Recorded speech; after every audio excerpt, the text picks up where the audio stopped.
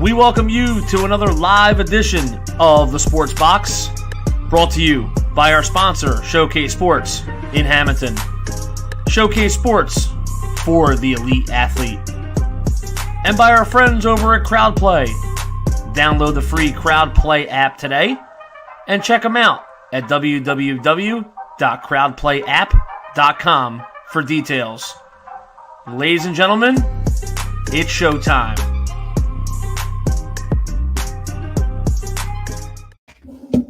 Well, good evening, everyone. Buckle in, strap in, and get ready to go. Only on the Sports Box Network. I am Hamilton Mike Galletta, along with my partner in crime, Brian the Ranger Attard. And yes, this is highly opinionated. Hello. This is like, I'm not even joking. I think this is like my fifth today.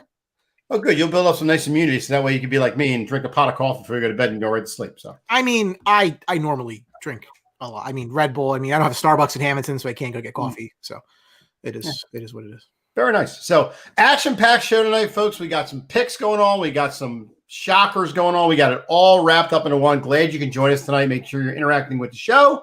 But first, before we get started, Brian will give you a little bit of CrowdPlay.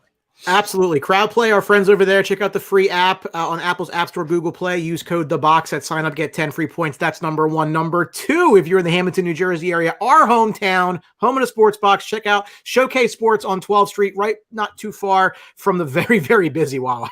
Very, very busy. Let them know we sent you. A lot of great sporting goods there, Under Armour stuff, whatever you need. And, of course, Dave Birnbaum, ReMax Community, the best real estate agent in all of agency, I should say, in all of New Jersey. Let them know we sent you. Dave is the man. You know, I know you don't really care about this because you don't go to Wawa, but I will tell everyone. I go to Wawa. Why would I go to Wawa? I don't get coffee at Wawa. Right. Okay. Well, our coffee. But when not to go to Wawa is when they advertise free coffee. Now, well, that's because Dave's already there. Well, number one, you go there and it's like people's hair's on fire. Like they've never had anything free before. They go in there and they buy 4 cups of coffee or 6 cups of coffee and bring them home. Now, when it tell you that Wawa's open all the time, why wouldn't you just go back? Why would you reheat coffee? Like it's not that. It's just, you know, like that. I mean, I just people buy like 4 or 5, 25 more, 24 ounces, like the store's closing in 2 minutes. I don't understand. I just, it's a mystery to me. I'll never get it, but whatever. It is what it is. So Brian, before we get started, hey, we got Major League Baseball starting in a couple days. Yes, Diamond Cutters, our baseball show, coming back this Thursday at 7 p.m. Paul McCree and Brandon Gazzara bringing back one of the original staples of the Sports Box. I believe, Mike, if my memory serves, that was our second show. Yes, it was. That a ringside seat was like the official second show when we started to branch out into the multiple names there. So they will be bringing back your old favorite, Talking Baseball, as opening day. This week, obviously, countdown to the Yankees win the World Series, as far as I'm concerned. So we'll see where that goes. And that was 5 years ago, correct, or 4 years ago? It's been a while. Mariners still stink. They haven't gotten. That's probably not going to change. Yeah, got in a nice heated debate with somebody the other day from Seattle, saying that they have a real shot to win not only the division but the American League pennant. And I told him he's on high on crack, and that got started from there. And I'm a Mariners fan too, and this guy's high as a kite. The pennant. Anyway, lowest over-under in the league, by the way. Lowest win in the league. Much has changed since the last time we've convened on this program, and big news listen, we are 30 days away today from first round of the NFL draft, and that's going to be a fun week for us. But there's been some meteoric stuff going on with the draft picks. Yes. In what came out of potentially nowhere is the San Francisco 49ers going up from 12 to 3 at the cost of their 2022 first and third and their 2023 first. That's right. 2 1s and a 3 to go up from 12 to 3, completely out of left field. This took me by surprise for a couple of reasons. And, you know, I just want to bring this up. I mentioned this in Outside the Box, and I think it bears reiterating. If the San Francisco 49ers had just lost 3 meaningless games this year and won 3 games instead of 6, they would have had this pick anyway. Instead, they give up 2 future ones to move up. Now, again, probably not the best use of assets. Could have had it yourself. We're not going to have the discussion tonight, but I just want to put that out there. Mike, this is wild. I mean, I didn't think San Fran was in the market. No, but you know what? John Lynch, you talk about a guy who's aggressive and is a good GM. He's making picks stick, just like Bill Belichick does out in New England. He's not worried about the front end picks in the way of long term. He's looking at the back end picks. And you know what? They're going to get a quarterback. If you don't know that by now, it's just a matter of who they're getting, because they could go, I mean, the way Justin Fields had his 40 today, I believe it was 4.40, the quickest 40 time by a quarterback since RG3. That didn't work out well. But he obviously boosted his stock a little bit. I mean, I think they want Zach Wilson a little bit more. I don't know if he's going to be there. I think the Jets jump on top of him. But it's going to be interesting to see where 2 and 3 fall. But listen, they say they don't want to get rid of Jimmy G, and they're not worried about it. Yeah, they don't want Jimmy G there. You move to 3, you don't want your quarterback anymore. That's a stack. Look, John Lynch can blow whatever smoke they want to. Okay, right. They're like, you're telling me, you want to keep Jimmy? No, you don't. No, you don't. No, you don't. Not going to 3, you don't. A quarterback picked at the 3rd overall pick is not riding the pine for a year. Right. That's idiotic. You're not going to give up 2 future ones to go get somebody who's not going to play for you. Right. And you're not going to have Jimmy G start the year after the 2 years that he's had, one with injuries and one he had a subpar year. Actually, 2 years of injuries and subpar years for a guy you picked 3rd overall. It doesn't make any sense. John Lynch is a smarter guy than that. It's not going to happen. But here's the thing, and this is kind of like what everything you hear now is that's going to be Mac Jones at 3. That'd be a bad move. Now, I don't listen. I'm not a big college football guy. I love the draft. I get very into the draft. It's fun. But Mac Jones, here's my understanding of Mac Jones, right? Doesn't do anything overly well. Like basically he's Tom Brady. Like that's kind of the idea, right? So he was supposed to be like an end of the first round type guy out of Alabama. Mid to end the first round, yeah. And then maybe the Patriots, in the middle of the first round. To all of a sudden, he has leapfrogged Justin Fields as the 3rd quarterback in this draft, who was already leapfrogged by Zach Wilson to go number 2. I can ride that. I'm okay with that. I don't know when in the blue hell Justin Fields got leapfrogged by Mac Jones. Well, I can tell you, I thought 3 quarterbacks would go in the top 10. Top 3. I mean, I knew they were like the top quarterbacks. I knew they would go in the top tier, obviously, but I didn't know if they would go in order of the way they're going to go. Now you're looking 1, 2, and 3 now. It's just a matter of how they're going to fall, because the Jets use a quarterback, the Jets are going to use a quarterback, and now the Niners are in there. Now they're going to get a quarterback. Listen. 1 and 2 are Trevor and Wilson. There's no question about it. Right. No question about it. So then I'm going to stop you for 1 second. The only thing I can say to that, now you shake your head, but number 1, it's the Jets organization. I know it's Douglas in there, but with that time today of Justin Fields 4-4, the Jets might overthink this draft and say, you know what? We got a quicker guy, good talent. Let's take him. Zach Wilson falls right into San Francisco's lap. I'll bet you a coffee. Zach Wilson goes. No, I don't want to bet you. I'm just saying it could happen. It could. Highly unlikely. But again, it boggles my mind and my brain and my thought process that all of a sudden Mac Jones is going to be the 3rd overall pick in the draft, and I don't get it. I don't like that move at all. I mean, Mac Jones is a good quarterback, but he's not top 3. How many of these quarterbacks pan out? History says maybe 1, if any. Anthony, I got a word for you. Ready? You ready? Justin Trask. Kyle Trask. He's going to be Kyle Trask. Kyle Trask. What did I say? Justin. You're mixing 2 guys together now. I'm getting all. You're hedging your bets. Kyle Trask. You're hedging your bets. Beast. Mike Rawlston, let's go Texans. Yeah, they're going to have to find some gems. They ain't taking in the first round. I hope your quarterback's not going to the first. Love the hat. Yeah, this is actually a great story. I was trying to find this hat for like a month. I would check Fanatics every day. You know where I finally found this by accident? Dick's Sporting Goods, because they sent me an email for a sale. Wow. I love it. Lucky you. I wish I would have been on that too.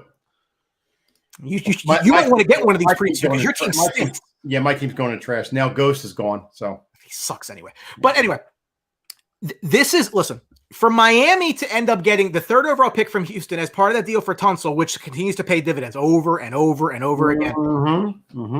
You move down to 12, probably and that makes sense, Mike, because they're not in the quarterback market, right? No. You have I've said this before, and I'll say it again on this show. You have an obligation when you have a top pick and you don't need a quarterback to bend some team over that does. I just didn't think it was going to be San Francisco. But the difference is San Francisco, I think, will make up for it because John Lynch is a good GM. And I think, again, you're losing a lot of picks and you're losing a lot of first-round picks, but it's okay. It's okay for him. So I'm not even disputing, that piece. It's just I don't buy that they're not getting a guy to play right now.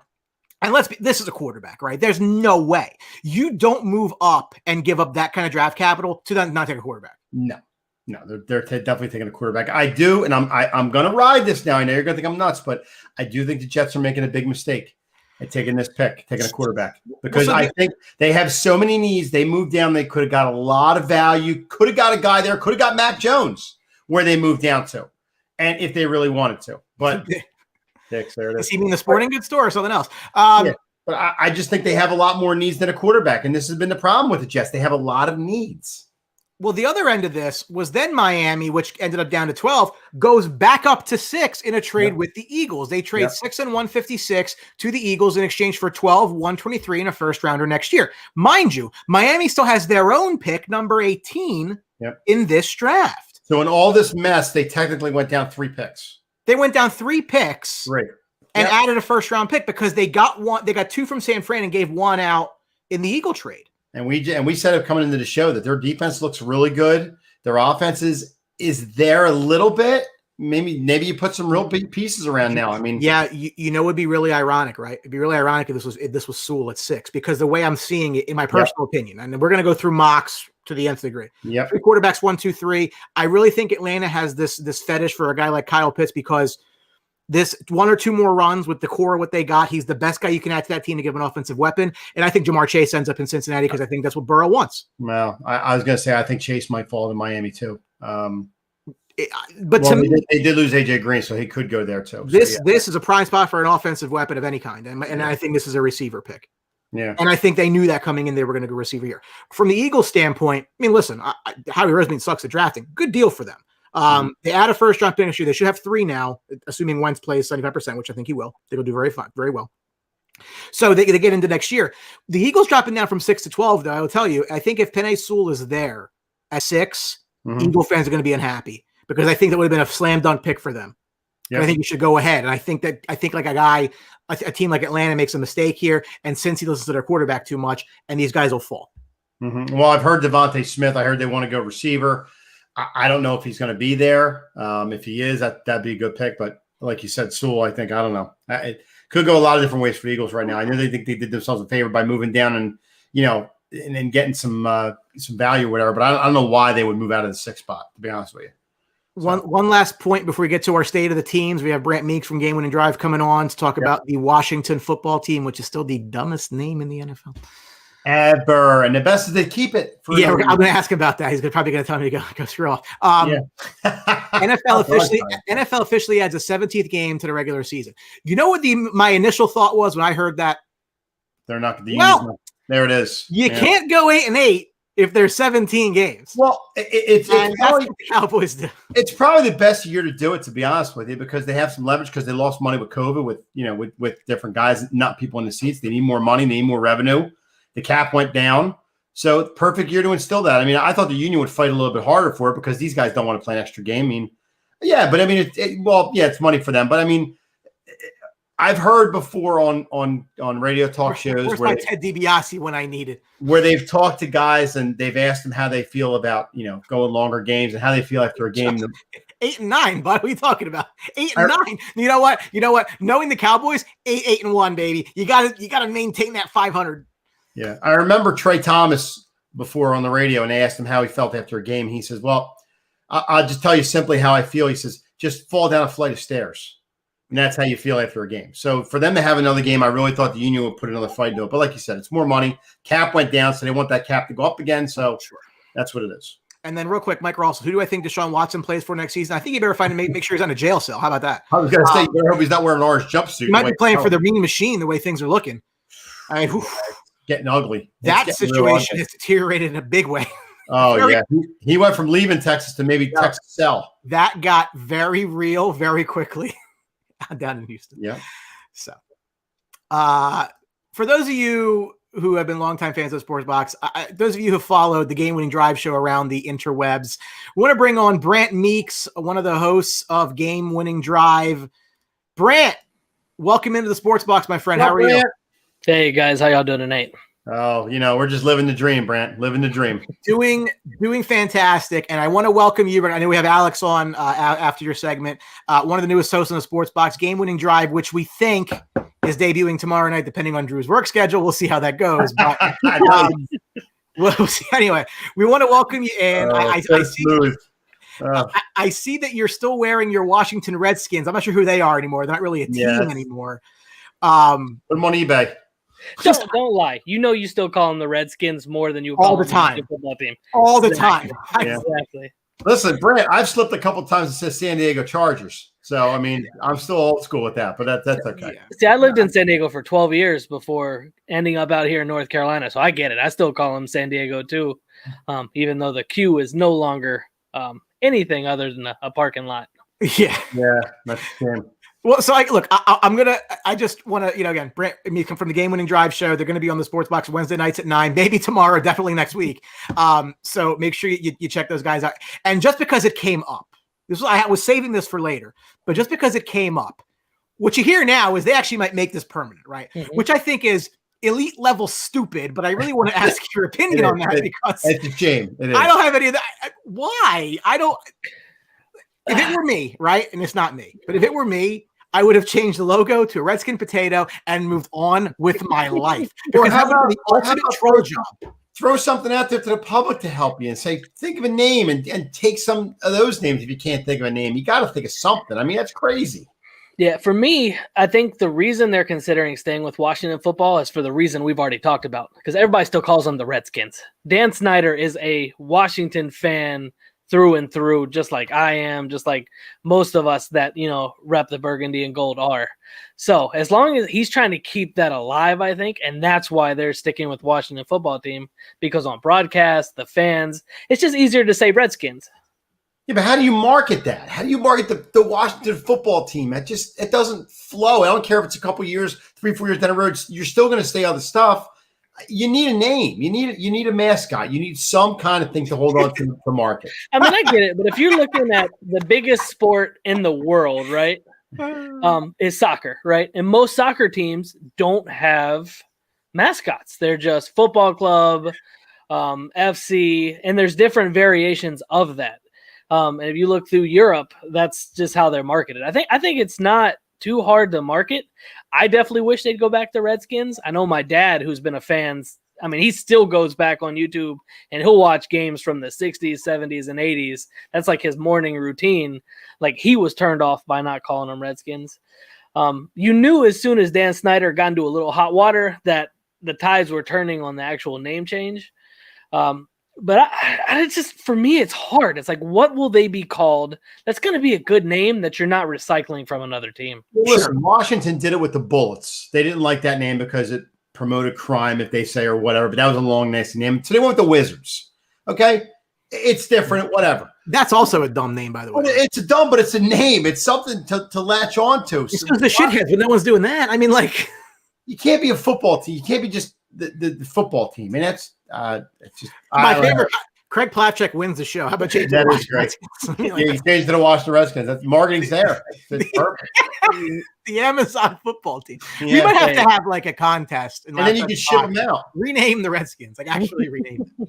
I know who is the. I think it was an attorney that last year decided to buy up all the good team names just to hold them at ransom. He was smart though, because if they did want one of those names, they'd have to pay him for it. And he would charge them an arm and a leg for it. So didn't work out for him, but it's kind of like a don't be a dick type thing. But I guess money talks. Yeah. Call them the Washington Tribe. No, they can't even do that. No, they're their name. Look, they're going. They're not going to go Native American whatsoever. You can't anymore. Right. If you look at the logo, right? The logo was painted by a Native American artist of a Native American chief. It is one of the most symbolic things of respect that could happen. But people just took it so far with, it's racist. And I get it. There was a group of people who thought it was racist, but there was also this other group that it symbolized respect and hope and was something great. And I hate to feel like they were marginalized in how they were feeling just because the the segment of people are always going to be louder going negative. You're always going to get more negative reviews online. You're always going to get more negative reviews loudly. People that are happy just go about their business. Like they're not worried. From what I've heard about this, the Native Americans aren't really upset about this at all with the Redskins. It's like you said, the other people that think, oh, it's right. So if the people that you think are making fun of are okay with it, why are you changing it? It's the mess. It's a mess. It is. Well, I mean, listen, having said that, the Redskins football team was not really that good the last couple of years, so maybe it was disrespectful. But last year, not so much. Hey, listen, 7-9 was still the best team. And if you look at this division, arguably coming in, minus a small group of people who happen to root for the team, I don't think anybody really thought that they were really going to be a contender for the division championship, but things really broke their way. And they got a playoff game. Good for them. I know you're probably as happy as you've been in a number of years. I mean, this team makes their first playoff appearance since 2015. Ron Rivera, in a very short period of time, has come in, and frankly, I believe this single-handedly, and you have to assume it single-handedly, has changed the trajectory of the team in a huge way, because nobody was considering this team as anything more than a dumpster fire 12 months ago. And here we are. They've won a division. They had the defensive player, rookie of the year, which we'll talk about. And people think that they could, replicate last year's success. So without gushing too much on your behalf, give me your thoughts on Ron Rivera post year one. Don't get me. So we started off the season for something. It wasn't good. And I was like, okay, cool. Let's go top 3 pick. Let's get Trevor Lawrence. Let's get Justin Fields. We're going to get some good picks. And then, Dwayne Haskins goes out. Kyle Allen goes out. Alex Smith comes in and goes 5-1. I'm like, all right, so this team isn't as bad as we thought it was, but Dwayne Haskins and Kyle Allen are as bad as I believe they were. I had small hope for Haskins, but looking at what we discussed that at length. You don't want to listen to me. Rivera came in and he set the tone, right? He brought in Thomas Davis. He brought in some veterans. He brought in guys that were going to buy in. The Alabama D-line bought in. And you had a real transfer of culture.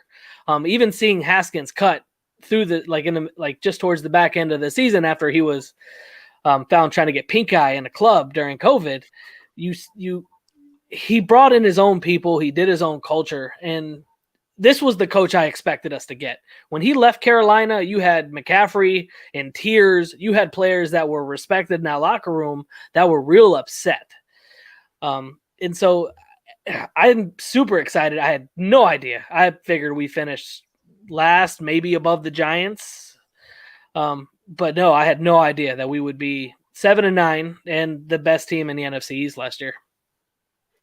Problem was that offensive line really, really hurt Alex Smith. I mean, he's not exactly the most mobile quarterback in the world, obviously with the injury too, but the offensive line, I think, destroyed him. And that's definitely what they got to go after in this draft is offensive line. They got to, whoever they put back there, I know they signed Fitzpatrick in the offseason, which should be a good stopgap for now. But for the future, even they got to build that lineup and they got to protect whoever's back there if they're actually going to move the needle forward.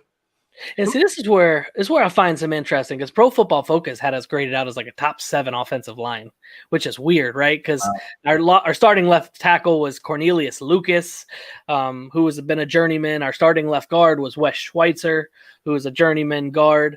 But yeah, watching the games, you definitely saw that the quarterback was often running for his life. And the first time Alex Smith had Aaron Donald on his back, I cringed. Hell, I cringed every time Alex Smith got hit. And I am glad he's gone. I respect what he did. He is one of the toughest men I've ever seen play the game. But watching him with that drop foot, it was just it was disheartening. There's life after football. Yeah. As far as Fitzpatrick coming to the team, were you surprised that was the direction that they went? I kind of was playing off the idea that New England would move on from Cam Newton, and there was an obvious connection to Ron Rivera from time in Carolina, that it wouldn't surprise me at all if he ended up taking the job in Washington, but they went with Ryan Fitzpatrick. So one, were you surprised that they went that direction? And two, is he the week 1 starter? I think he is the week 1 starter, at least as of now. I think it's purely between him and Heineke at this point. Kyle Allen got tendered. I I think they might go out in the draft and get another quarterback and then release Allen. But I was absolutely surprised. I didn't see Fitzpatrick as being an option. I guess I should have, because they're looking for that stopgap, sort of like an Alex Smith.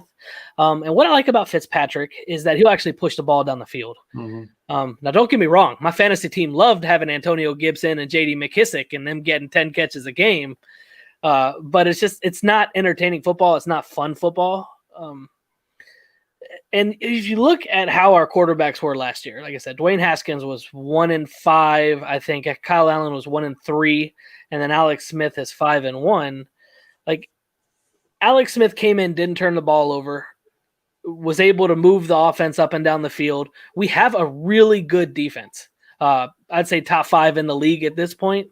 And so all we need is a quarterback who's not going to mess up, and we could easily look at being in the division race again next year. You can get Jameis next year out of New Orleans. Yeah, I'll pass. I like your enthusiasm with that, though. He was so happy, like, here. Hey, he only went 30-30, then we got a real quarterback in there, and look what happened. So they turned things around. So exactly. It's hard because I'm looking at the quarterback class for 2022, and it does not look great right now. I was going to think Sam Howell's the number 1 quarterback right now so far that evaluators haven't coming out, and it's a drop off after that. I really worry, and that's why I think we'll take a shot this year. I think you look in round 3 or 4, we'll probably take a shot at somebody. So Brent, before they sign Fitzpatrick, you're the GM of Washington. The phone rings. It's the Carolina Panthers. They want to give you Teddy Bridgewater in exchange for something. Do you entertain talks for that, or you just hang up the phone? Knowing Ron Rivera, I mean, he's obviously got the connections down there. I think you'd entertain Teddy Bridgewater. It depends what nobody was biting, so I mean, yeah. If it's me, I'm not sold on Teddy Bridgewater. I know he's got the athleticism that the league is trending towards. Fitzpatrick to me made more sense in terms of that sort of stopgap. You can get him a year or 2 years while you develop someone. I mean, he's the best quarterback to learn under, right? I mean, he's been 10 different teams in the league. He's a smart guy. He's like betting quadrants on the roulette wheel. Like he's had exactly. I mean, at this point, he can give us tips on like 1/3 of the defenses in the league because he's played against everybody and played on all the teams. But no, Bridgewater wouldn't have done anything for me. I know most of this offseason I've been wanting Deshaun Watson, but that I don't even know how that mess is going to end. But they're orange jumpsuits, you don't have to worry about that. So, oh, good. You see, Houston's going to regret not, shipping him off for anything at this point if that's what happens.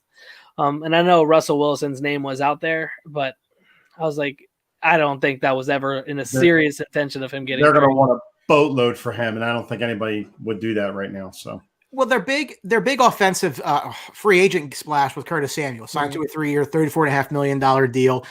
He was a teammate of Terry McLaurin at Ohio State, which is ironic because the Ohio State quarterback's not there, but they found 2 receivers. Yep. He's an interesting guy because even when he was drafted, like they kind of talk about as more of like an offensive weapon, not really a wide receiver, not really this, not really that, but just like a Swiss Army knife guy who could do a lot of everything. I believe they have him penciled in the slot. He's a very athletic, talented player. I don't think he was really used correctly, in Carolina. What do you see him, the element that he can bring to an offense that, it really light the world on fire last year. I mean, they won largely because of their defense. And I'll just make a quick point here. Defensive Rookie of the Year, they have spent a first-round pick on the defensive line 4 years in a row. And I'll take all the flack for this. I said, listen, like you just put 3 picks in your defensive line. Like I know Chase Young is there. I get it. But like at some point, you have to address the rest of your team because everything else is like kind of crumbling, which was what they were doing prior to Ron Rivera showing up. Until do something else with the pick. I thought they might want to trade down and do something different. Neither here nor there. Defensive Rookie of the Year, what do I know? But they do need more on offense. He should give them something. What's your read on how they think you're going to use him? I think they're going to use him in the outside. I know we just signed Adam Humphries too to man the slot. Yeah. He signed a 1-year deal. But like you said, he's going to be a weapon. I think he's going to rotate with Antonio Gibson in the backfield. I think they're going to have him doing a lot of moving behind the lines. I mean, you're talking about McLaurin and Curtis Samuel are both around 6 feet, right around 200 pounds. So they're both a little bit tall, like not short guys, right? But both ran 4.3 40s in college. So you're talking about one of the fastest wide receiver duos. And Terry McLaurin can get behind anybody. I mean, he's shown that the last 2 years. And so if you're looking at taking, Terry Lauren takes a post route, takes the top off the defense, and then you can have Curtis Samuel going underneath, it sort of gives you a lot more speed to play with. I think they'll still play with Cam Sims, too, who was an undrafted free agent out of Alabama a few years ago. And then with Humphreys in the slot, that gives us someone a little bit more stable than Steven Sims has been. I mean, I like him a lot. I think he's going to be a little bit more of like that slot kind of receiver on the outside. And that's going to be more of, have him running shallow crosses, allowing him to use his athleticism in space. And of course we got Logan Thomas, right? Who doesn't know the quarterback turned tight end, great story that he was last year. Real quick, it's a tie game. If you care about the Caps and I know you're a Cap. No, don't tell me that. Taco. Good. Yeah, we've had some great turnovers right at that D line. Yeah, so right at the blue line. Good. Yeah, so Brent, so you talk about Alan Humphreys. I know Alan Humphreys worked because he was a Buccaneer at one time, and they used him in the slot, and he was very effective. Tennessee kind of rotated him around a little bit, moved him around, tried to get a little bit more out of him. I don't think saw a little bit of value in him, and that's why he's gone. But, yeah, he's a true slot receiver, which is going to be good for Washington. My question to you is the secondary. They played a little bit better near the end of the year. They struggled early. What do you think? Any major changes for that secondary? They're kind of going to stay hang tight. I know we brought in William Jackson, who was considered by some to be the best free agent cornerback available, and he's still 26, 27 years old. They signed him to a 3-4 year deal. Yeah. I like that sign. He's not going to be someone that's like a ball hawk per se, but when you're looking at, he's replacing Ronald Darby, and I mean Darby had some iffy years, right? I mean he was pretty good for us last year. It's so funny. I remember him being awful in Philly. Oh, we got him for a 3rd round pick. Yeah, he stinks. Congratulations. Like it doesn't. Yeah. But he had speed, but he had some good games for us last year. But you probably don't want to put him in your secondary. Yeah, but see, having William Jackson, just saying. I mean, it's like he's Steve Bolt. Oh my God! Right. William Jackson was a good defender on a bad Bengals team, right? Like he was. I mean, he allowed less than 50% of his passes caught. He didn't have many interceptions, but interceptions aren't the tell-all stat for cornerbacks. But I like what we've done. We've got Landon Collins to play and, strong safety. I think they'll probably move him to backer a little bit, especially playing some nickel. We had the 7th round find of the year in Cameron Curl, who came in. And he was, for me, like top 3 rookie safeties to come out. He was really good, especially in the playoff game. He's just all over the field, making good tackles. I'm hoping we go after someone like Malik Hooker because we need that center fielder kind of safety.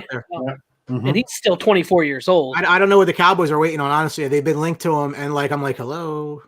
Yeah, I mean, as a center field safety, he's someone that I would definitely, look at him. And, we've always got the Buckeye connection with all the other ones we have. Yeah. I'm sure our next host really appreciate that. Yeah. Hey, outside of quarterbacks, the Buckeyes produce some really good NFL talent, and we could say the same thing about Alabama, right? Like outside of quarterback, they produce some really good NFL talent. USC. He's going to hurt himself flexing off camera here. So he might pop a blood vessel. Listen, we're going to talk Browns. He's going to just gush, and that's okay. Like he's earned it. Like that, they had a great year. We'll talk all about that. So quick segment. Worst quarterback college. Would you say Ohio State or Alabama? A great question. I still say USC. You mean ever? No, just out of those two, Alabama or Ohio State. Which one would you say has Ohio State did have Bobby Hoying, who was god awful. But Alabama, I mean, they've had some really good quarterbacks. I mean, just none in the last. Well, I mean, Tua's looked okay. I mean, I don't know. I don't think anybody out of Ohio State's done anything in the quarterback in the NFL. So, But speaking of the draft, my final question for you is obviously the 19th overall pick. So when you make the playoffs, you don't pick in the top 18. Congratulations for making the playoffs and picking late. That's a 3-1 to 3-2 Ranger lead. And going out in the first round to me. That's fine. I don't know why we struggle with the Rangers so much. I mean, because the Rangers are awesome. No, I'm just kidding. They'll be good eventually. They'll be good eventually. You more Carter-Hart games, you feel better. You're gonna trade Lafreniere for Eichel? No. I think that's the big rumor, right? No. Listen. There's a couple names. A couple names will not be traded. Lafreniere, Kakko, Fox, Igor, Miller. Everybody else? Okay. Guys, let's focus. Let's get back to they're throwing this. There we go. Hey, my team just scored a goal. I'm very excited. The 19th overall pick.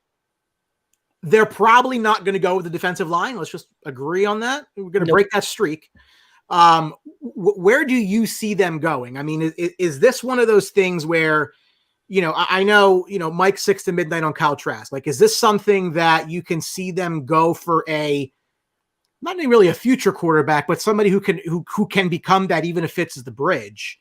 Or do you think they address a more current hole for this team right now? Like, what's your read on where they're going to go at 19? If I had to put money down, I would say either offensive line or linebacker.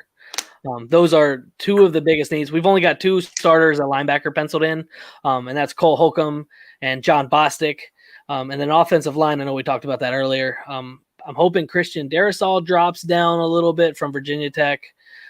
Maybe the Elijah Vera from I was going to say that's where I have Vera Tucker going, or maybe even Tevin Jenkins from Oklahoma State. So, yeah, the only way I see us going quarterback in the first round is if we trade up. I think 5 quarterbacks are going within the first 15 picks. Wild. I think it's going to be insanity. I don't know why. I don't know why Mac Jones is not a first round pick to me. No. He's not. I don't see it. Mid to late. In his mid to late, I think he is. He's going to go 3rd. He's going to go 3.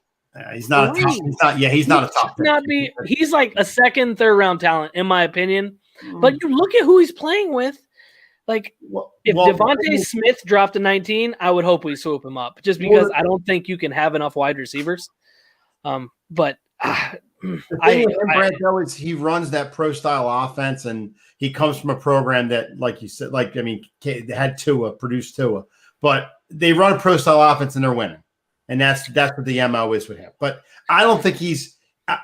It's going to take him a little bit to catch up to the speed of the NFL. He's a little bit shorter than I thought he was. I'm telling you, I think Trask is going to be mid second to end of the second round, and that's a guy that Washington could get in the second round and be very, very happy with in the future moving forward. I'd rather take a shot later on in the draft with like a Sam Ellinger or Kellen Mond, someone with a little bit more athleticism. Actually, I think Ron Rivera loves his athletic quarterbacks. I mean, he worked with Cam Newton for 10 years. Trey Lance, maybe. It depends on if he drops. I mean, he's probably the hardest prospect to read and the biggest boom or bust. I mean, he could be Lamar Jackson or he could be Achilles Smith. Not Lamar Jackson. Biggest quarterback bust in the draft this year, Ellinger. I think he's way overrated. See, he's like a 2nd or 3rd day. Yeah, I don't think he can be a bust where he's going. Well, he's a competitor and he's a hard worker and he's got a great work ethic. But I don't know if he has the tools to become that quarterback they think he's going to be. I think his buzz is going to be Mac Jones at 3. We're going to laugh Mac Jones with that. See, Zach Wilson reminds me a lot of Mitch Trubisky, and that's obviously not a good thing. I was not sold on Wilson last year. I know he had one good year in college, like one really good year, and he sort of boosted his stock off that. But I am not sold on Zach Wilson. You know what it is? It's almost like not in comparison to Daniel Jones' pick. I mean, they had the 6th and the 16th pick. Liked him at 16, didn't like him at 6. 17. And when you pick a guy that high, you put a lot of expectations on him that I don't know if he's going to be able to live up to Daniel Jones. I think he's a good quarterback. I don't love them at 16, but not at 6. They had other needs at 6 to get. So. Yeah. Well, I want to bring Alex Croghan on from the Game-Winning Drive Show, who has been in the background. Is he towed down now from being really? I mean, really enjoying himself. I wish I could actually have just recorded him because he was having a great time, which we love. Man, you all right, Alex? Yeah. What's up, fellas? How we doing? We're doing phenomenal. It's great to see you guys, man. Not as good as you right now, but we're doing phenomenal. It's great to see you guys. I don't have my ring on. You mean you should go get my ring on? Yeah, you should get your ring, man. I told you it was coming. If you remember. Yeah, no, you did. I knew it. I knew without a doubt. You never bet against the GOAT, man. You can't. It's just dumb at this point. Yeah. Well, what I will tell you is, again, maybe pending, but the game-winning drive show is now fully fledged members of the Sports Box. It maybe not. We'll toss a coin. Could be debuting tomorrow, maybe next week. Either way, Wednesdays at 9 on the Sports Box. Drew, Ryan, Brant, and Alex hosting that show. Welcome aboard, guys. I just want to give you guys the floor. Glad to be here, man. For those who haven't seen the show before, which we've had you guys on, we've been on Game Winning Drive. It's been a lot of fun. We're just beyond over the moon thrilled to have you guys as part of the team. For the people that watch Tuesday night on How the Opinionated, what are they going to get on Game Winning Drive 9 p.m. at Wednesday? Yeah, listen, we're super excited to add Brant and Ryan. Ryan did some shows with me over on The Buzz. He did some The Boardroom with me.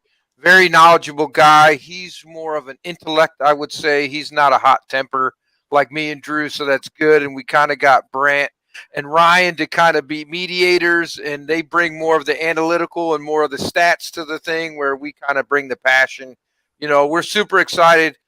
It's going to be a lot of the same, just with new faces, right? Add in Brant and Ryan. You know, the hot takes that we have, and, you know, obviously, you know, my crystal ball that I look into and predicting, you know, big games and, you know, stats and stuff like that. You know, people don't realize I just have a board up that I throw darts at. But we'll say that I'm a genius, and that method's as good as any other. Yeah. So, yeah, we're super excited, man. We're really happy to join the Sports Box.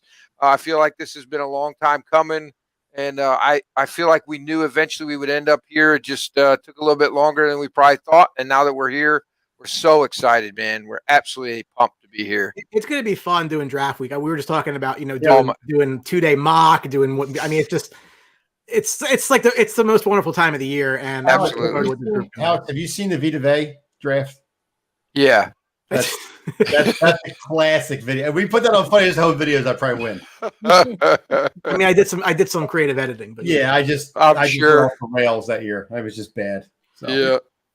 So. Oh, so just I wanted to interject because you guys were talking about who has worse quarterbacks or not. Listen, let me give you this list: Pryor, Craig Krenzel, Troy Smith, Braxton Miller, Cardale Jones, Dwayne Haskins. That's just the name. Cardale Jones. The last few, right? Cardale Jones had a nice career in the XFL. Don't take it away from him. Sure. He had one good game. What Cardale Jones did, the biggest mistake he ever made is, you realize if he had left a year after we won the national championship, he'd have been a first-round pick. How much money he left on the table to go back to Ohio State and to just destroy what little bit of credibility he had left, you know what I mean? Because there was too much tape on him. So they knew that he was just a one-hit wonder. We got lucky that they didn't have any tape on him. Third-string quarterback who expects him to win, expects him to play that well. He is a prototypical quarterback, right? He's a 6'6" guy, big arm, and he just made plays in the right time at the right moment. Listen, I'm happy because I got to be the first national champions of the new era. So I was cool with it. But yeah, man, I mean, we're terrible at quarterback. I feel bad for Justin Fields because I honestly think he's going to be the most successful Ohio State quarterback. If you look at the talent he has, the bar is low. Yeah, the bar is low. But you look at the talent he has. If people forget, going into their senior year, Justin Fields was more highly rated and more highly recruited than Trevor Lawrence was. If you look at the tape, they compare very similar. And now we got him going in at 7 or 10 or 11. Like, he should have been the clear-cut number 2 quarterback. You got this guy, Wilson, who plays for BYU, who plays Sisters of Mary and John Paul Jones University, like nobody. And now all of a sudden this guy's a second-rated quarterback. And now supposedly San Francisco's trading up to take Mac Jones, who's going to be an absolute flop. Mark my words. If you watched his pro day today, he's got lead feet. Yeah, it was not good. He does not read defenses well. he's playing with 5 to 6 guys that are going to be drafted in the first round in the NFL this year. And then the other half of his team's going to be drafted in the next 5 rounds. Like the guy, it's the same. I was a believer in Tua. I think Tua has more talent than Mac Jones, but Mac is getting all this hype because they won a national championship. But they were NFL team playing against college teams. That's really what it was this year. You bring up a really good point. I mean, again, you're going to look a lot better if your surrounding. I mean, listen, I had this conversation about Dak all the time. You're going to look a lot better if your surrounding cast is what it is. And Alabama's basically an NFL team playing in the NCAA. So, yeah, I mean, you're going to get helped. And as an Ohio State guy, you'll appreciate this. One of my favorite tweets over the last weekend was that Oral Roberts over Ohio State, the Jim Harbaugh. Yeah, I saw that. I mean, I chuckled a little bit for sure. I mean, it's hilarious, you know. Can you name where Oral Roberts is? Oh crap! Wasn't it Arkansas? No. I want to say Chicago, but I know that's Loyola, No. so it's not in Illinois. No, I have no clue. They are in Tulsa, Oklahoma. That's right. Oh, okay. Listen, I didn't know that. I didn't know that until they said it either. So Nice. I'm just going to call him Blowjob Bob going forward, and we're just going to go. Yeah. It's all good for me. Brant, thank you for coming on, talking a little Washington football team / Redskins / to be determined. And we'll see you hopefully tomorrow, if not every Wednesday, on the Game Winning Drive show. Brant, I'll be at some Skins games this year, man. I can't wait, dude. I'm excited. I'm excited to get the season going again, ready for the draft. And, maybe Fitzmagic will happen this year and we'll get a 10-11. I call them Buckeye South, man. As a Buckeyes fan, it's so great. I've grown an arm out of my back, too. So, it's so great to be here as a Buckeyes fan and get to see all these, you know what I mean? Like, it's just great.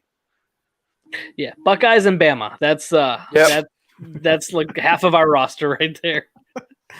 Not bad programs to pick from. Yeah. No. All right, Brent. Hopefully we'll catch you tomorrow. If not, again, Game Winning Drive every Wednesday, either this week or next week, 9 p.m. only on the Sports Box. Make sure you check them out. But Thanks, we'll give Alex a little more of the stage here as we start to talk about his favorite topic, the Cleveland Browns. And listen, the Cleveland Browns a year ago had arguably their best year in a very long time. By any measure you wish to take. That was their first playoff appearance since 2002, which was my senior year of high school. I'm going to date myself. I was in the Navy already, by the way. Oh, God bless you. It was their first playoff win since 1994, which was the most glorious year ever, obviously. Oh, geez. So it was a very good year if you were a Cleveland Browns fan, no matter how it ended, because I don't think anybody really had the expectations that it would go that way. And Mike and I think, Mike, you were on too. You were on the Browns as well as I was the year before.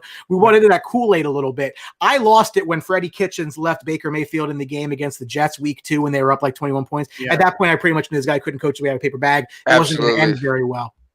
But Kevin Stefanski, listen, way above my expectations. I thought he was one of the worst hires of the bunch. I mean, egg on my face, that was completely wrong, which I'm wrong all the time, so it's par for the course.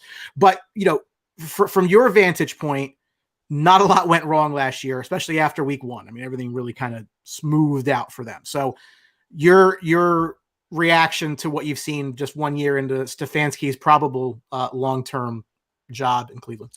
So I'm probably going to surprise you here, right? I was a huge fan of the hiring. I honestly, looking at the candidates, I wanted a fresh guy. I wanted a guy that wasn't a retread. I wanted a younger guy. I wanted a fresh face. I wanted a better look at, a new look at offense, right? And I thought he was the guy that could really do it. Now, towards the end of the year and some of the playoff calls he made really made me scratch my head. I mean, I get it that Baker's the face of our franchise now for good or worse, right? For better or worse, that's my franchise quarterback. We're going to pay him a crap ton of money, whether I want us to or not, whether I think he's the answer or not.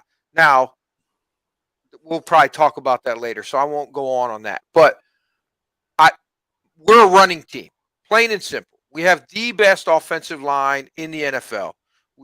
Conklin and oh my God, I'm blanking on his name. Our right guard.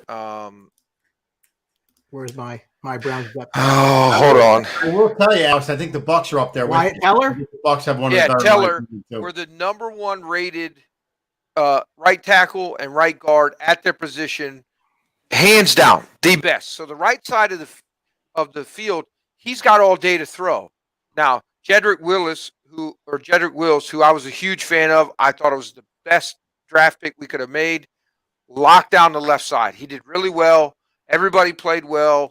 Pro Football Focus rated us number one from 26 in 2019 all the way to number one. I mean, that's huge. You know what I mean? Like, so to me, if you look at Baker did not have a career year like he should have, right? I mean, we have all kinds of talent at wide receiver. We go 3 tight ends deep. We go 2 running backs deep. You got the best offensive line in the NFL. Like, he should have had a better year. He really should have. He should have thrown for 35 to 40 touchdowns. It was rough for me, right? Well, to that point, though, right? So he's entering year 4.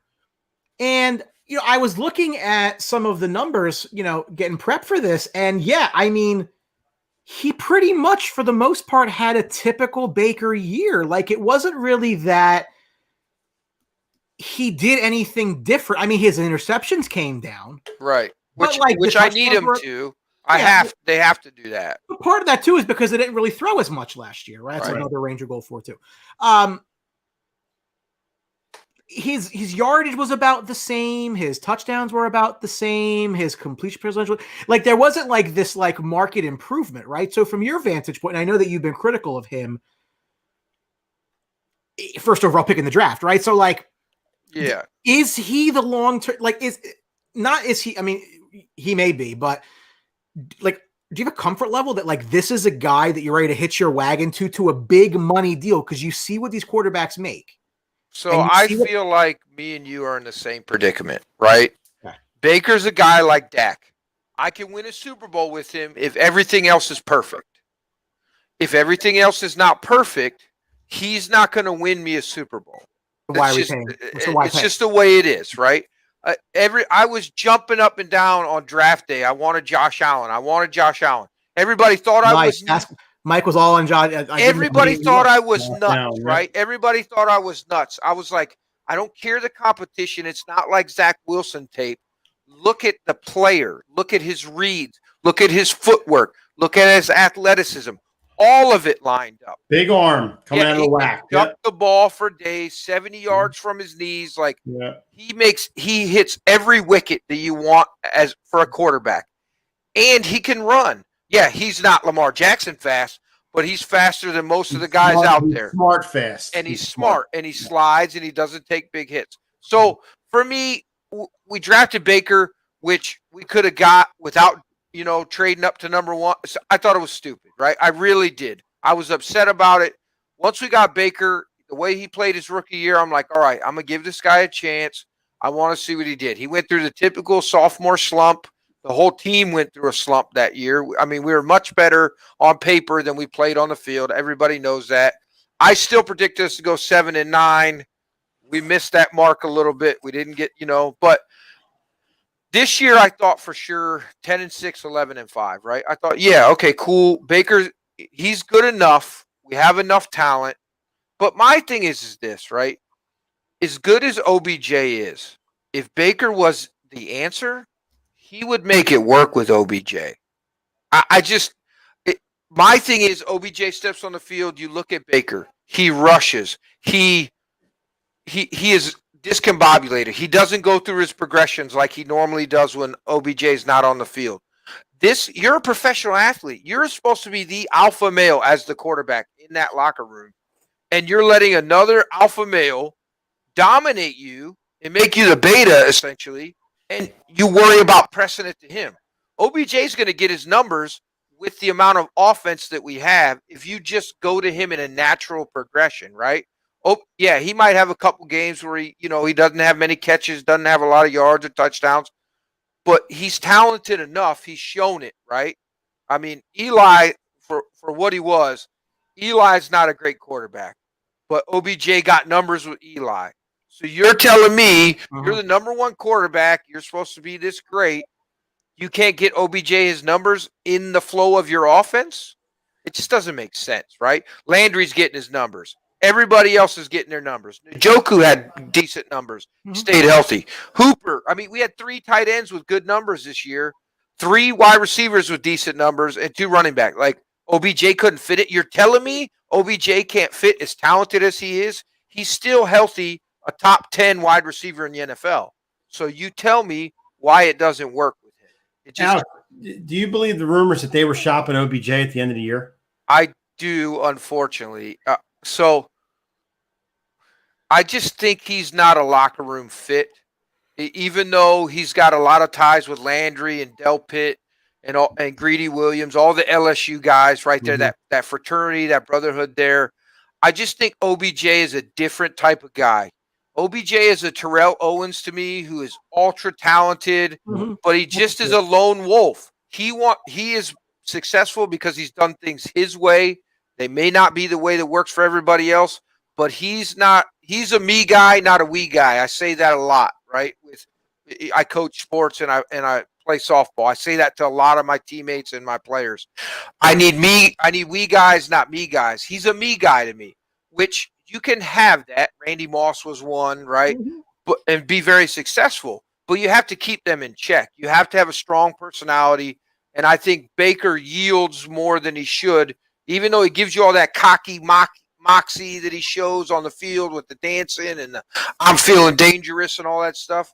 He's a different type of guy in the locker room from all reports. So, listen, I wasn't happy about Odell's minimized role. I don't think that is the key to success. I 100% believe they were shopping him at the end of the year. No doubt about it. And I think a lot of people saw what we see is that he's a me guy, right? That's why the Giants let him go after giving him all that money. And they don't want to deal with me guys, and they don't want to deal with the extra headaches. And the people that really would have had the capital to trade for him don't really need him. So I just don't think, oh my God, all this conversation, 2 absolute He won because of one catch for Tyree. Both of them were won by miracle catches. Right. Tyree doesn't trick that pass. We're not even talking about one. And he had completely underrated defenses. Like you're talking about play. It's just like the New England arguments, right? Those defenses, even though they didn't have big names until later on, they had studs on defense everywhere. Same thing with the Giants. And it took 2 miracle catches to – I'm sorry, the guy's probably a Giants fan, and I feel bad for him. No, so I know no, Mike's actually a real big Texans fan. Okay. Listen, Eli's the most – behind his brother, the most overrated quarterback in the NFL.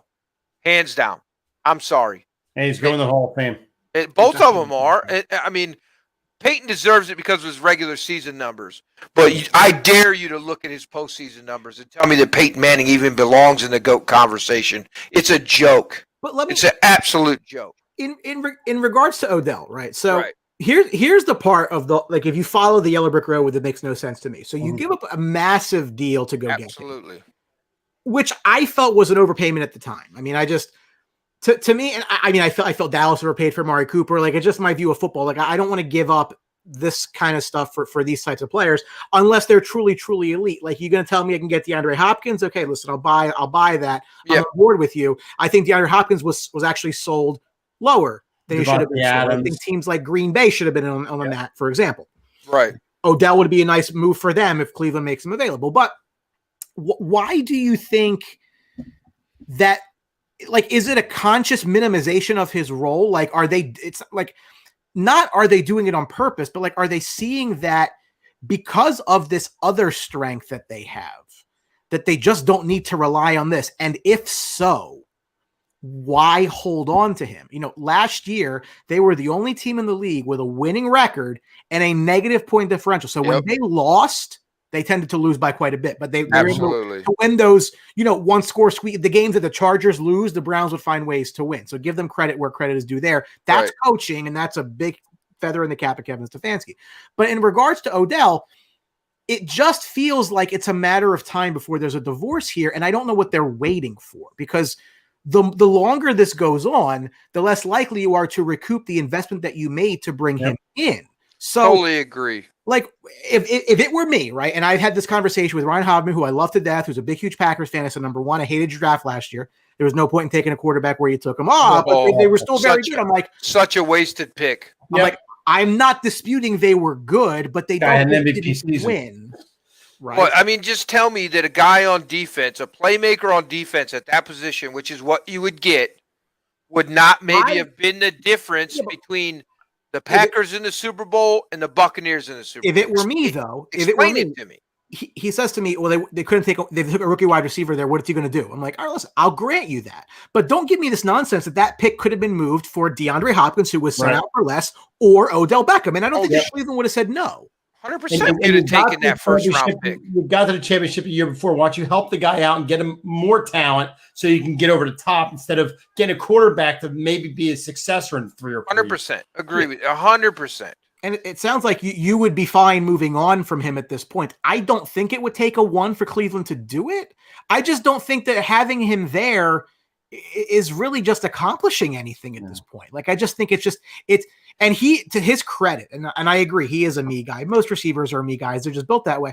But he seemed to take the whole thing in stride. Like, his public comments were at least less selfish. I give him credit there because he could have taken a different road, and he chose not to do that.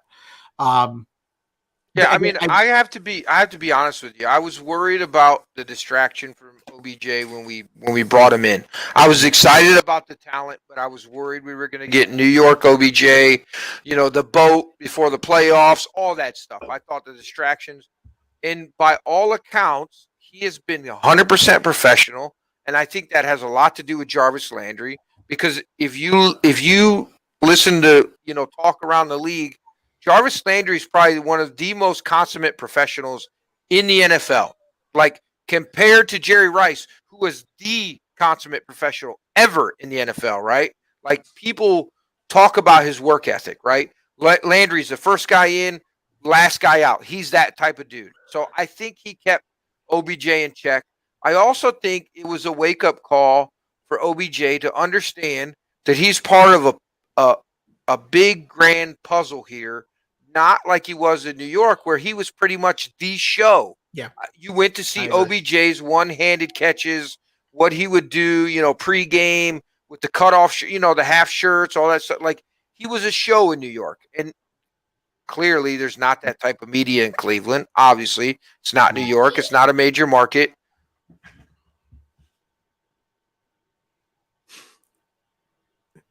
We can both relate. Sorry, man. My son is losing it. We can both relate to that. He's losing it. Sorry. I think he's done really well for himself as far as portraying that he could be a we guy, but he's still a me guy at heart. I think teams know that. And I honestly think, so there was a rumor that Seattle was negotiating, trying to bring him in, right? As part of this whole Russell Wilson fiasco. If you read Brown's boards, they're talking about it, right? What kind of ham? What kind of ham? Yeah. Like, if it's a Christmas ham, I might be. Right. But leftovers. And all they were willing to offer was a 3rd round pick. Right? And the Browns, from what I understood, they stalled a little bit and were honestly contemplating taking a 3rd round. This guy you just gave up all this capital for, you're going to take a 3rd round pick 2 years later? Well, maybe maybe it was like karma because they were able to pawn off Trent Richardson to the Colts for a 1. And that should never have happened. Of course not. I mean, nobody would have made that trade either. But that's neither here. That should never have been. Absolutely. I mean, that's another classic Browns pick. How do you pick a running back at 4? You have so many more needs that it's just unbearable. Well, I know. Running back at 4, yeah, all over it. No, I'm with you on that. Yeah, listen. OBJ's role was minimized, I think, as a need to have Baker progress in the offense. Unfortunately, just because subconsciously, whatever reason, he defers to OBJ and tries to force the ball. And if you look, his interceptions were down. Yes, they didn't throw as much, but because he wasn't trying to force the double, triple coverage to OBJ. I mean, he just let the offense come to him, right? And in play action worked really well because we had a really potent rushing attack. Like, so you think about the draft upcoming with Cleveland and where they pick. I think they pick number 26. They have 26 in the draft. So see if I'm right here, Alex. I think what Cleveland's looking for, their offense is pretty on track. And the defense is, not bad. I think they need a guy to help Myles Garrett off the end. So I think they got to go to D-line. I'm thinking what I have down is Jalen Phillips, the defensive line from Miami. Big kid, 6'5", 266, got to rush off the end. Do you think, like I said, do you think they go D-line or do you think they go more maybe linebacker? So, unfortunately, as a Browns fan watching last year, linebacker this low. What are you going to do? Wait all that time now. Linebacker play and secondary play was atrocious. I mean, if I could watch Sendejo blow another play in consecutive weeks, I would have had an aneurysm. It just was terrible. Underrated signing was John Johnson out of the Rams. I thought he filled that need at safety like really, really well. It was under the radar because it wasn't one of the bigger names, but I think from a filling a need standpoint, you can't say it wasn't. That fits. Yeah, and Alex, jump in for a second. That's okay. I'll jump in for a second because I think that is the kind of signing though that bringing him in. They want him to be the man. And with the Rams, he was a piece. Right. He wasn't the total guy. Same thing with Philadelphia. They brought in Malcolm Jenkins to be the man when he was a piece. And Brian, we talked about this before. San Francisco, the Raiders. Who was it? The defensive back that they brought in. Who? Asamoah. They brought Asamoah to do the same thing. He had that one good year out in San Francisco, brought him in to be the man. Raiders. He wasn't the man. He's a piece of the puzzle. Right. And when you bring a guy in and make him the focal point of your defensive secondary and he can't do it, it makes him look worse. And that's what you're talking about with Cleveland. I'm sorry to jump in, but that's the reason they bring him in. A big signing. They want him to be the future of the defensive secondary, but you need more. You need more secondary help. Yeah, the hardest thing for me is that Grant Delpit is an absolute stud who he took out of LSU, and he had a terrible injury, and we were concerned that maybe he wasn't going to be able to play again, right? And so they play the same position. So my problem is we had a stud there that, it's a 50-50 shot, right, that he's going to come back, but he's healthy now. He's past physical, so I would have rather us taken a strong safety. Now, listen, Johnson's pretty much the best in the business at free safety. I mean, I dare you to find a guy that is better than him. He's comparable to every other free safety that you would put at the top of the list, if not a little bit better. He doesn't get as many interceptions as I would like. He only had one last year, but he's a great piece. So my biggest signing was McKinley, the defensive end that we took, who is underperformed because he's been in a terrible place. I mean, he's just in a bad organization. So I like McKinley coming out. When he came out, I thought he was going to be good. So I'm excited to see what we're going to do with McKinley. I feel like he's enough that we really need to focus on linebacker because our secondary's coming back healthy. Everybody, we signed Johnson. We signed the corner from the Rams, who was really good, nickel corner. And I think the guy I really want, which the couple mock drafts I've seen him slip down to us, is Jeremiah Awasu Koromoa, I think. It's out of Notre Dame. I probably butchered his name, right? But he's the linebacker I want more than anything. I think he fits our scheme well. I think he feels a need. That's who I'd really like. And if we can't get him, I think Payne might slip to us too. So actually, Zaven Collins is the guy that nobody's really looking at either from Tulsa. I mean, he's projected, I think, to go somewhere, maybe Miami if they get him. But right, I mean, there's a kid. If you look at Tulsa stats, this kid was all over the field. I mean, he basically made every play for them. I watched the bowl game, and he was out of that bowl game for the pro. But they said it was really hurting them that they didn't have him in the lineup. And some highlight tapes that he was having literally like 11, 12 tackles a game on people, getting through the back. I mean, this guy's he's a creature. He's all over the field. So that would be, if he slips down to them, that would be a nice pick for them to get. So I know you're just thrilled though, because for the first time in a long time. Oh yeah, listen, it's exciting to pick at 26. I'm not gonna lie. No, I mean, and we're one blown call away from playing in the AFC Championship game. I feel like I really do. In my opinion, we will probably disagree, and that's okay. We're going to do a lot of that over the course of our relationship on the Sports Box. Everybody disagrees with me, that's fine.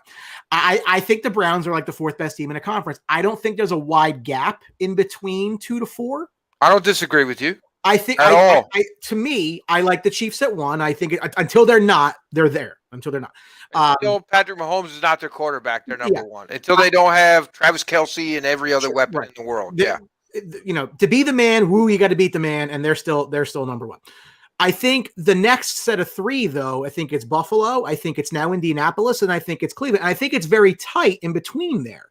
And I think one's led by the quarterback, the other one just got theirs there, and the other one kind of carries theirs. And it's going to be kind of that relationship's going to be interesting to kind of see. To me, right now, I think Cleveland wins the division, and I get PTSD saying that, because when I said that last time, they were terrible, and I was wrong. But I look at it, and I think the Steelers. I didn't like the bring back of Juju. I thought it was weird. So it was really weird. It didn't feel right. Well, they let Connor go. I mean, like, they lost their left tackle. I like Pittsburgh's defense a lot. Yep. I like some of their offensive players. I don't know what to make of Ben. I like Ben. I like Ben a couple years ago more than I like him now. I don't know what he's going to be.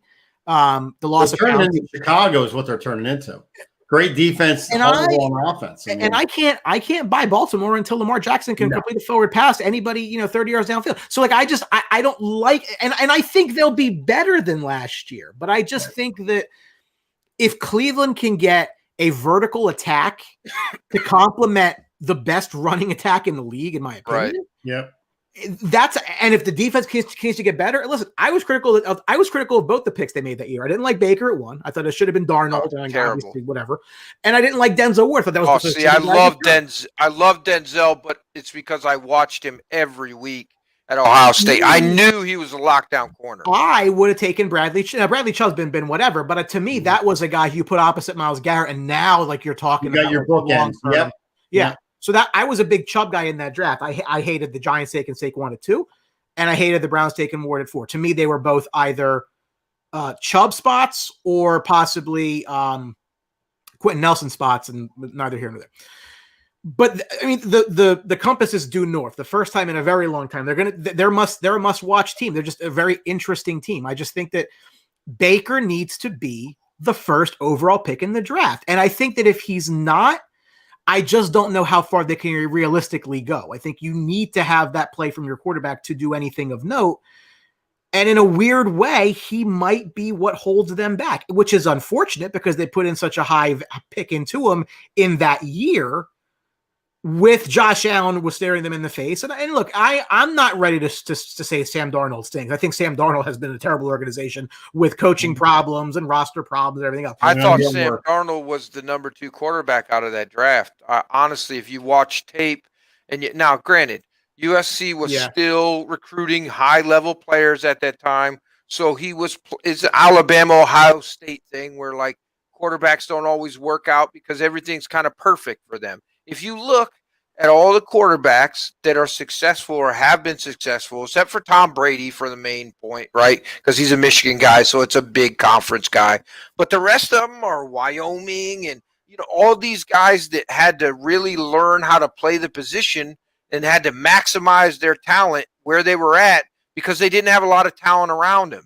The guys that have a lot of talent around them, either they don't hit or it takes a couple, 3-4 years for them to match, maturation. Now, about Saquon Barkley, here's the problem, right? I don't know if they have a quarterback yet. They hope they do. Oh, Daniel Jones. Yeah, you're talking Giants. They hope that they do. To me, and I will maintain this until the day that I die.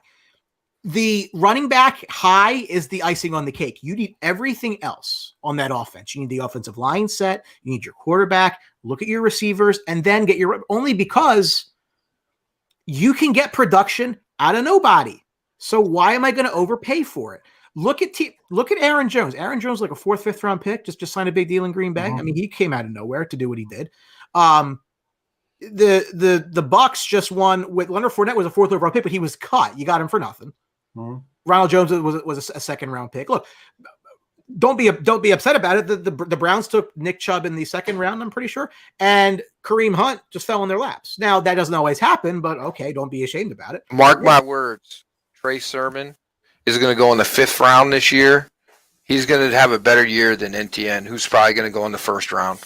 I promise you. I'm hearing that kid is a monster. The Eagle fan just telling me that they want Najee Harris in the 2nd round. I'm like, for what? Yeah, what do you already have a running back? Right. You have a guy that's averaging like 7 yards a carry when you actually give him the ball.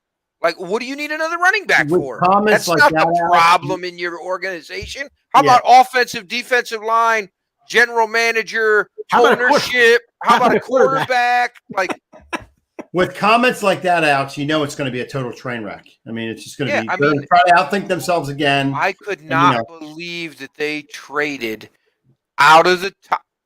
What are you thinking? They're at 12 now. They're at 12. They got more for Sam Bradford trade than they did for the Carson Wentz deal. Yeah. Here's the thing on that, right? So I didn't mind them trading down because they do have a lot of holes to fill. Like, I understand that part of it. When you go from 6 to 12, the problem is, here's the problem with that.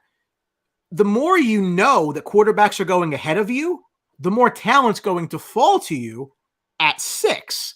Because if you thought coming in, realistically from a talent perspective, that Trevor Lawrence was the only guy worth taking in the top 5 of the draft at quarterback, and that's probably what it is, okay, then we'll see what falls to a 6. When Zach Wilson now jumps up and Mac Jones jumps up, now you're 3 quarterbacks, you're going to get the 3rd best non-quarterback in the draft. And then when one team ahead of you could easily take a tight end because they're looking at, and I still think Atlanta's in on the tight end on Pitts until they prove me differently. I think that they really, really are. And I think the Bengals are going to take Jamar Chase to pair him up with Burrow. So to me, I really think if Sewell is there at 6, Eagle fans are going to moan and groan because, oh, look what we could have done. Guy who probably should have been 2nd overall pick in the draft falls to us at 6. We're not there. Listen, Sewell is, I don't want to like put my foot in my, but he's the most locked left tackle that we've seen in a couple drafts. He's going to be an absolute stud. I think it's mark my words, that kid is a mauler. And people are like, oh, he played in Oregon, he played in the Pac-12. They don't really play. Listen, I don't care where you play.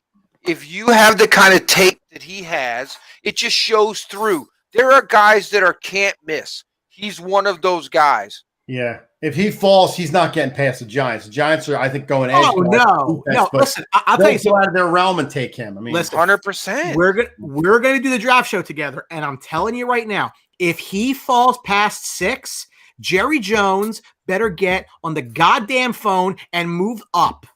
Oh yeah, because you want to listen. You want to protect your very, very large, overpriced investment. That's how you do it. Yep, 100%. Yeah, because your offensive line is a weak point now. It's getting over. Where it had been a strength, it's getting, the strength. The reason they were what they were. Yeah, 100%. The reason Dak was untouched. Look at when they started to slide, Dak goes down with the career-threatening injury. Yep. And all of a sudden, the running back doesn't appear to be the 4th overall pick in the draft anymore. Oh, you mean the offensive line created the? Oh, okay. Yeah, no. Listen, I'm glad I'm paying you, bud. I'm glad you're. When you don't get touched for 3 to 5 yards, I mean, it's easy to setting up records and get gaudy numbers, right? Like, listen, I'm a Buckeye diehard, but even I thought that was a terrible, absolute terrible contract. How do you pay a running back that kind of money? I'm on record. I've said this 100 million times. Here's 100 million and one. Ramsey at 4, Derrick Henry in the 2nd round, and everything changes. The trajectory of your franchise is completely different. That was their draft. And getting back to your Darnold point, I wanted to say, name me the last USC quarterback to do anything. Carson Palmer. Carson Palmer. How long ago did Carson Palmer play? But Carson Palmer was a stud. He just played for the Bengals. If Carson Palmer plays for a different organization, we look at his career in a totally different light. You're talking Matt Leinart. Oh, yeah. Barkley. Yeah. Darnold. You're talking bad quarterbacks. Mark Sanchez. Oh, yeah, the butt fumble. Yeah. Rodney Peete. Oh, Sean Salisbury. I mean, who doesn't remember his ESPN? But listen, I agree with you on the rest of those, but I think Darnold has a chance. Honestly, I was really hoping that the Colts were going to trade for him because they could have got him for cheaper. I think he has more. I think he has more Oh, yeah, John David Booty. That's another one. He literally got drafted because he went to USC. That's the only reason. There's no other reason why he got drafted. Well, Alex, I'll ask you this because me and Brian go not back and forth with this, but I'm on this side of it and he's on the other side. So clearly you're wrong. Go ahead. Clearly, yeah, So second overall pick, the Jets. I'm thinking they're making a big mistake taking a quarterback. Okay, my opinion, they have a ton of needs. Take that pick, move down. You can even get Mac Jones. Why move down? Why not take Sewell? Yeah, but you protects your left side forever. You need multiple picks this team. And another quarterback, you can make Darnold better with an offensive line, give the guy some weapons, do some things for him and build around him. But Mike, but hasn't that ship sailed now? Because don't you think they had a conversation with San Francisco? Well, do you think he didn't have a conversation with the Eagles, and the Eagles were supposed to possibly go up to 2 to go get Zach Wilson because they liked him. So at this point, I am as confident in saying that Trevor goes 1 and Wilson goes 2. I don't see any way. But if you bring a guy in and don't have anything around to protect him or throw to, it really sets him up to be a bad quarterback. You need to build a foundation to get him better. Tim Couch. I mean, the guy played at Kentucky. It broke every one of Peyton Manning's SEC records. Came to the Browns. Didn't have squad. Had so many concussions that he couldn't make the practice squad at Green Bay when they finally were done with him. I mean, the kid was. You looked his first year. He was ultra talented. Everything he just got beat down. Yeah. Ryan Leaf looked good too, coming out of Washington State. And you want me to give you a stealth team that should be in on Sam Darnold? A stealth team under the radar. Nobody's talking about him, but I think would be an amazing fit for Darnold. Minnesota. Yeah. Yeah. I mean, fresh start. Yep. From everything I hear, Kirk Cousins is a professional, right? So if he went there, he'd get a chance to sit behind him. And if one thing Kirk Cousins does is pad the stats. He's a Matthew Stafford to me, that's another trade I think is a joke. I don't think the Rams got better. Everybody disagrees with me that Matt Stafford is elite, and if he played with a better team, he'd be a Hall of Famer, surefire. You'll see if that's true this year. Yeah, I mean, listen, he's got a lot of talent, and they got a lot of defense there. So, I mean, now they're weakened because they lost 2 major pieces in their secondary, but the Rams were a surprise team for me last year because I didn't see that. I didn't see them going through the salary cap hell that they went through, and listen, I give full credit. Sean McVay. I mean, listen, I said he should get the hell out of there. Credit to him. He did a very, very well. The rumor that I saw, McVay and him weren't even talking the last 2 weeks. That was I mean, 100%. I mean, how do you start Billy Bob Thornton, whatever that guy's name is, in a playoff game? Yeah. Thankfully for them, he got hurt, or they lose that game. Yeah, but. It's amazing to me. Like, you could tell the talent difference between. I don't know that there's a big gap between Goff and Matthew Stafford. I will tell you, I think there is, and I think that McVay got the most he could out of Goff, and it just ended up being enough. Maybe 5 years ago, Matthew Stafford, but not this guy. I just about 2 or 3 years left. But but as we've said, and you came on with us the night that it happened because it was such a huge move. Yep. Again, part of that deal was not just for Stafford. You're giving up. You're giving up. You got to get the money out to take that terrible albatross of a contract. And the Lions gladly took it because next year it's a cut for practically nothing. Yep. And so if, they're not going to obviously make the playoffs. They're not playing to make the playoffs. No. So it's a salary dump. They'll probably cut him, and hopefully he'll go to a decent organization, needs a quarterback, and maybe he could put him over the top. Who knows? You know what I mean? Listen, I'm so happy to not have to worry about having to get a quarterback. I really am. Listen, are you sure you don't have to worry about it? My thing was, and I was, on the table shouting, right? When Deshaun Watson became available, how easy would it have been to ship Baker, OBJ, 3 first-round picks? I guarantee you the Texans jump all over that, and we got Deshaun Watson. And tell me that we don't jump to right behind, if not equal, to the Kansas City Chiefs with what we have. I can't dispute that. I mean, think about it. Deshaun Watson's arguably the third best quarterback in the NFL. He just plays on an absolute garbage team, and he made Brandon Cooks look really good. He loves massages, So he loves massages. I hope he enjoys them. Well, I will tell you this right now. I hope it would happen. I don't think it will happen. But if for some odd, crazy, the moons line up and something happens, and the Bucks in the second or third round get Kyle Trask, my God, I will lose my Alex, mind. You're coming off a Super Bowl win. I will lose my mind. You have Father Time as your quarterback who has defied all odds. He's probably going to lead you to another Super Bowl this year. And if you don't win, you're going to at least be there. You're going to be in contention. And you're talking about getting his replacement already? Yeah. All I'm saying is to have a guy sit behind him for 2 or 3 years to learn with the best quarterback would be phenomenal. Like I said, I don't think it's going to happen. I know it's not going to be. Trask isn't making Look, Anthony knows because in the Sports Box group chat, we are mercilessly attacking Mike because Mike listen, Mike misspoke and he said he wasn't in love with the Tom Brady sign. And the rest of us were pretty much like, what the hell are you talking about? I'm not going to back away from it. You can't because they're screenshots. You can't back away. My preference was, and I'll give you a reason.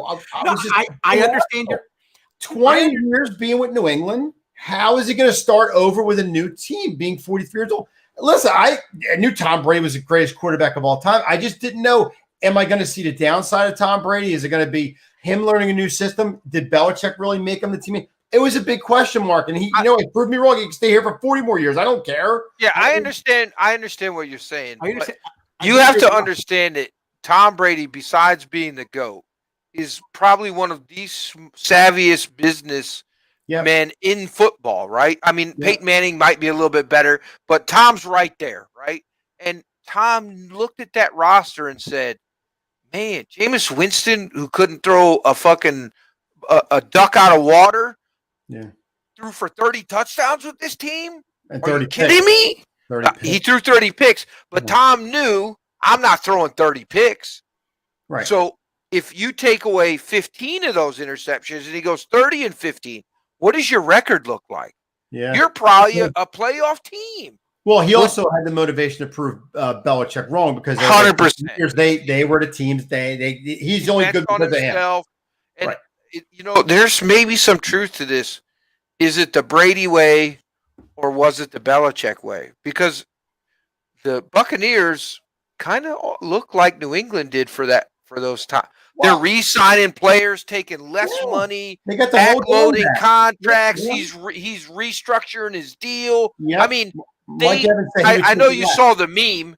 They signed all those guys back for I think $600,000 more less than the dead cap hit that they took. The Eagles took. I mean, that's insanity. We had Kevin Fitzmaurice on from JDS Sports up in Boston, big Pats guy, and he said, "Listen, there's people around here that were calling for Bill's head, and I think it's ridiculous."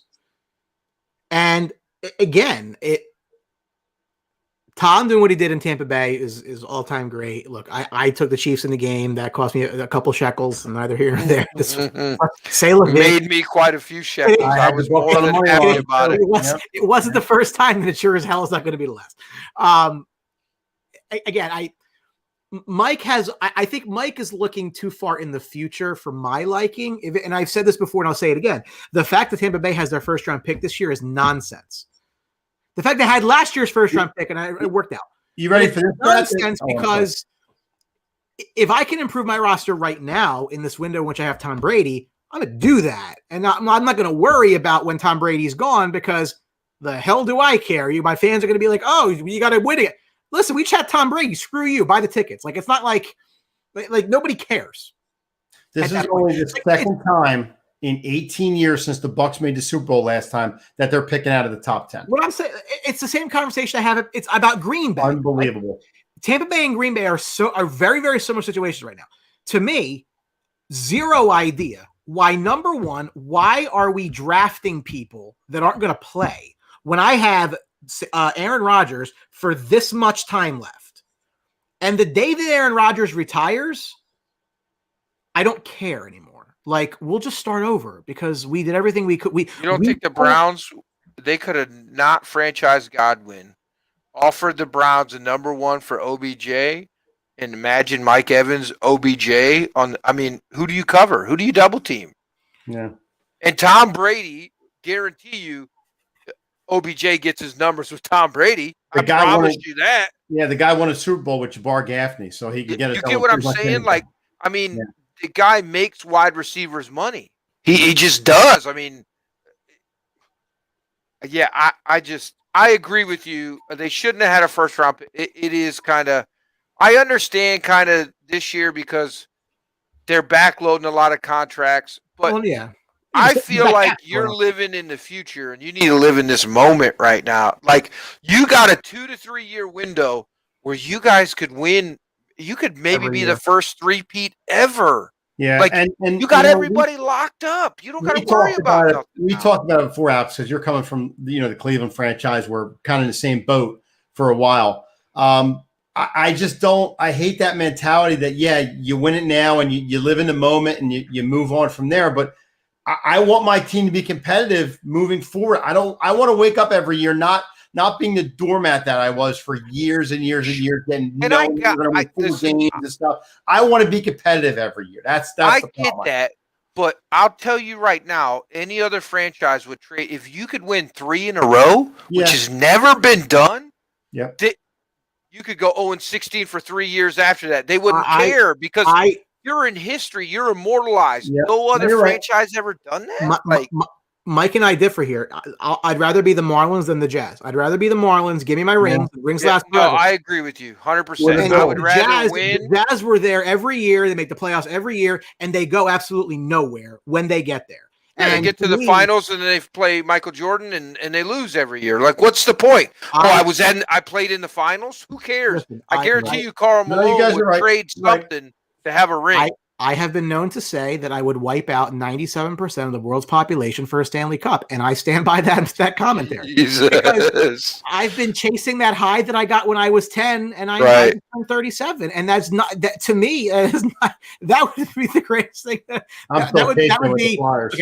would be the fourth greatest thing that ever happened, behind the birth of my son, marrying my wife, 1994, and then that would be the fourth best thing that ever happened in my life. So. You want to suck for 10 years after that? You know what? I already lived that. The Rangers went on a 7-year playoff drought 3 years after they won the Stanley Cup. So I don't really care. Like, I want the championship. Give me the championship. After that, I don't really care. So that's where you and you'll say I want to be competitive every year. Competitive to a degree, okay? Because to a degree, because you're not good enough. Because you never put yourself in a situation to actually, it's like they said in Ocean's 11. When you bet big, that's when you take the house. If you say the same bet the whole time, the house takes you. But when you have the cards and you have the hand, you bet big and then you take the house. So if you have that situation where you can make a move, where you can lose a transaction but win something, all in. Rangers lost a lot of trades in 1994. When I say they lost trades, they gave up more value than they got back. But with the piece that they got back fit their team right now, and they won. And now nobody cares what happened to guys like Doug Waite and Tony Amonte and Todd Marshall and all these other guys, because you won. No one's going to care what happens to the first-round pick the Bucs trade away, whether he turns into Jamarcus Russell or Patrick Mahomes, because you won. As a Cavs fan, like, I'm a Cleveland fan, die hard. The only team I'm not a Cleveland fan is the Pens, right? So I've had it pretty good hockey-wise, right? But I'm more passionate as a, football, basketball, and baseball fan than I'm hockey. I'm a casual hockey fan. I still love my Pens, but so the Stanley Cups aren't as big of a deal to me, right? But that championship we won in 2016, I still remember where I was. My mom remember, she's from Ohio, lived her whole life in Ohio. We remember where we were when we won that championship, right? And we sucked afterwards, but I didn't care. We got a ring finally. I got to ask you, you're not closer to Columbus than you are Pittsburgh?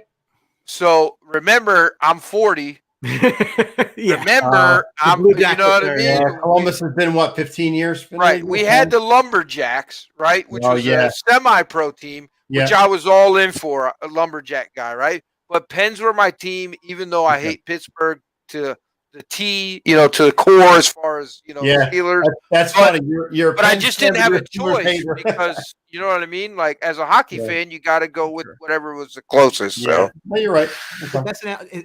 Think of all the people that lived their entire lives in Boston and in Chicago that never saw the Sox or the Cubs win. Oh, yeah. And that even the Eagles. I mean, listen, Mike Valari is a very good friend of mine, host on the show. His father lived to see them win, and he passed away shortly after that. And I relate to the Eagles winning the Super Bowl as much as I absolutely positively blood hate the Eagles. I relate to that because that was their 1994 for me. Like, right. I understand it. I understand how big it is and how important it is. Mm-hmm. And Mike, 2003 for you, it was a long time coming. And when you compartmentalize that into the moment that it is, you don't really care. That's why this always comes up like, oh, Brian, the Rangers are tanking. I don't give a shit what they do. The goal is to win a championship.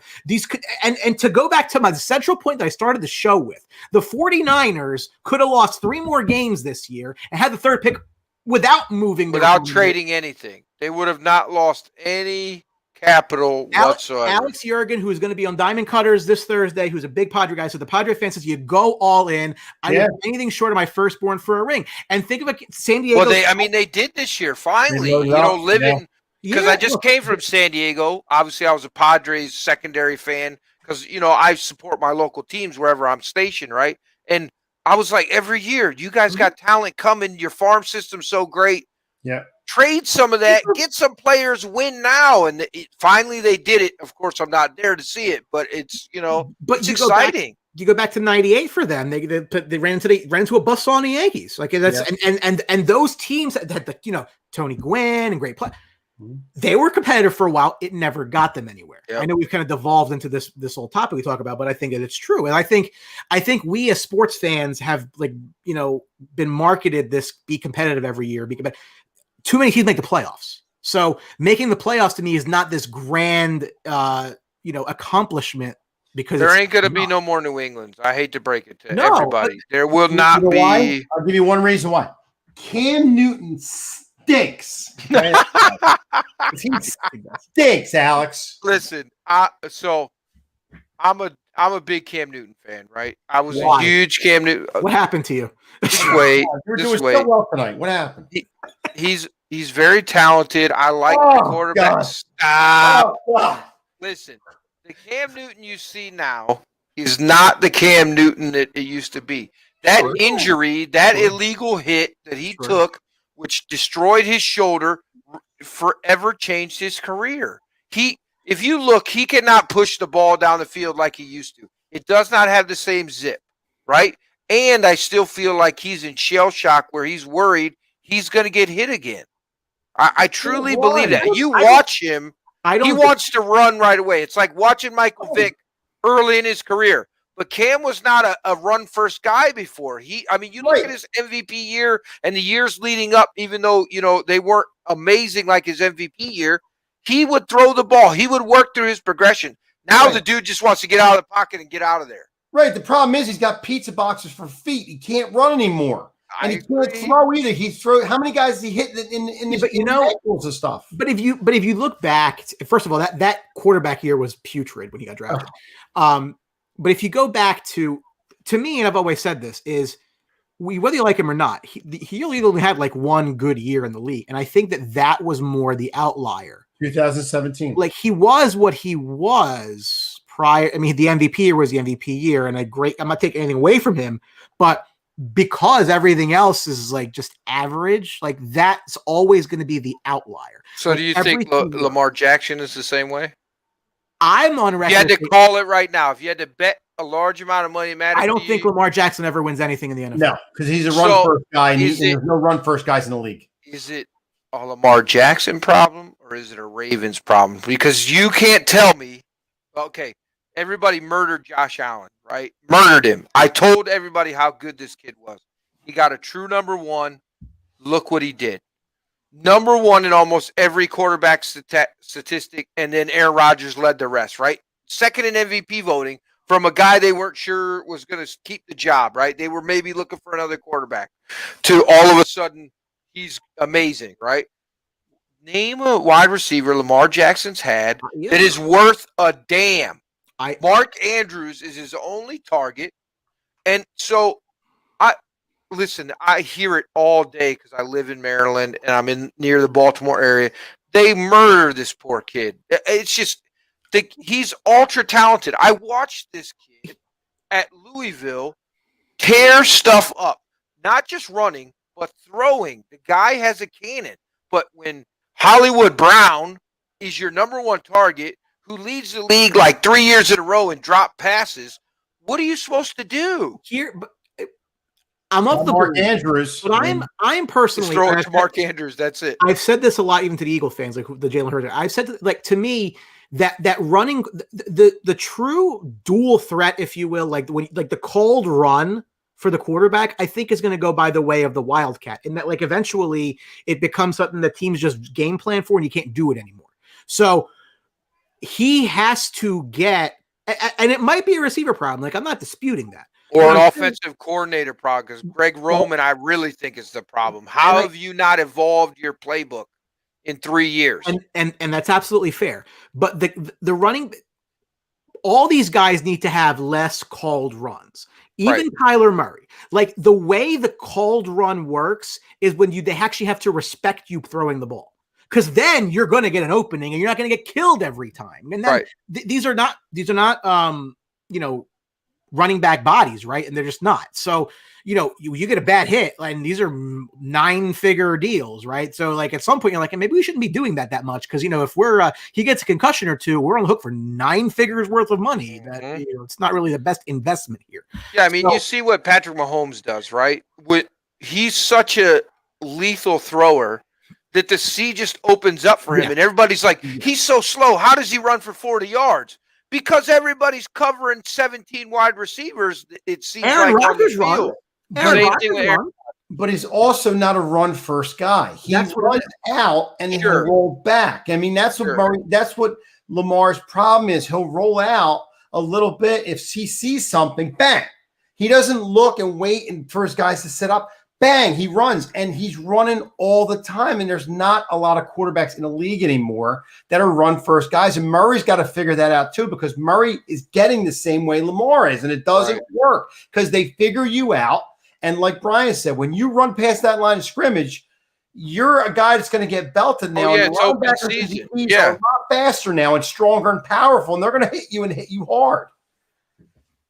They're trying to separate you from the ball. Yeah, I mean, you got safeties now that are like linebackers, like Isaiah Simmons in Arizona is a perfect example. The guy's like 6'4", 240, 250, something like that, and he runs like a 4.4. I don't want to get hit by that guy, and I'm 260, so I can't imagine somebody who's like 210, 205 wants to get blasted by him, right? So So Alex, wrapping up this comment here with Cam Newton, because I'd love to talk about a guy who stinks. His 15 games with the Patriots last year, how many touchdowns did he think he had? I think he had 8, and he threw 10 interceptions or 12 interceptions. He had 8 touchdowns, Alex. I know. That seems suboptimal. Oh my God, that's trust awful. me. When they re-signed him, I was like, because the board, Josh is a huge diehard Patriots fan, right? So when they signed Cam Newton, I was like, man, you guys got a good stopgap. But I didn't realize he wasn't Cam Newton that could throw the ball. He's just going to run. He's just a running back. Games when he threw in a year. Okay. Yeah, I mean, Mahomes, I wouldn't be surprised if it does it in one game sometime. Like the guy, I mean, you know, I understand. I'll give you an analogy. And I think this will all make sense. Lamar Jackson's running is like Happy Gilmore's drive. It's an advantage that you have over everybody else at the position. Now, if you can throw the ball or learn how to putt, you'll be the best that there is because they can't defend both. So Happy needs to learn how to putt and Lamar needs to learn how to throw the ball. Cannon's one thing, right? It's accuracy. It's not, we had Leo Mazzoni. This could be a horrible corollary, but just go with me on this.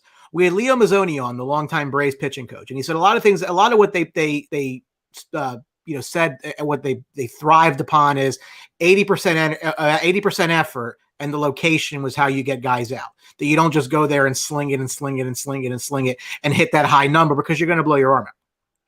So I guess the equivalent to that would be, it's not just throwing the ball as far as you can down the field. It's actually throwing it to where someone's going to catch it, because that's the idea of throwing a football. So he needs to be accurate.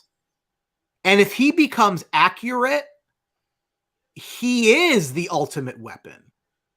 But most of the time, even Michael Vick, and Michael Vick was the first one that was real. Like, he wasn't like this super accurate quarterback. I mean, look, you think back to those playoff games. I mean, and he was must-see TV. I mean, that was unreal. I mean, what he was able to do. And Lamar's cut from the same cloth. They're extremely, extremely talented players. They're very, very important players. And they can win in perfect situations. And yes, Baltimore should probably be looking for, Des Bryant's not really going to do it. Like, they should be in the elite receiver discussion.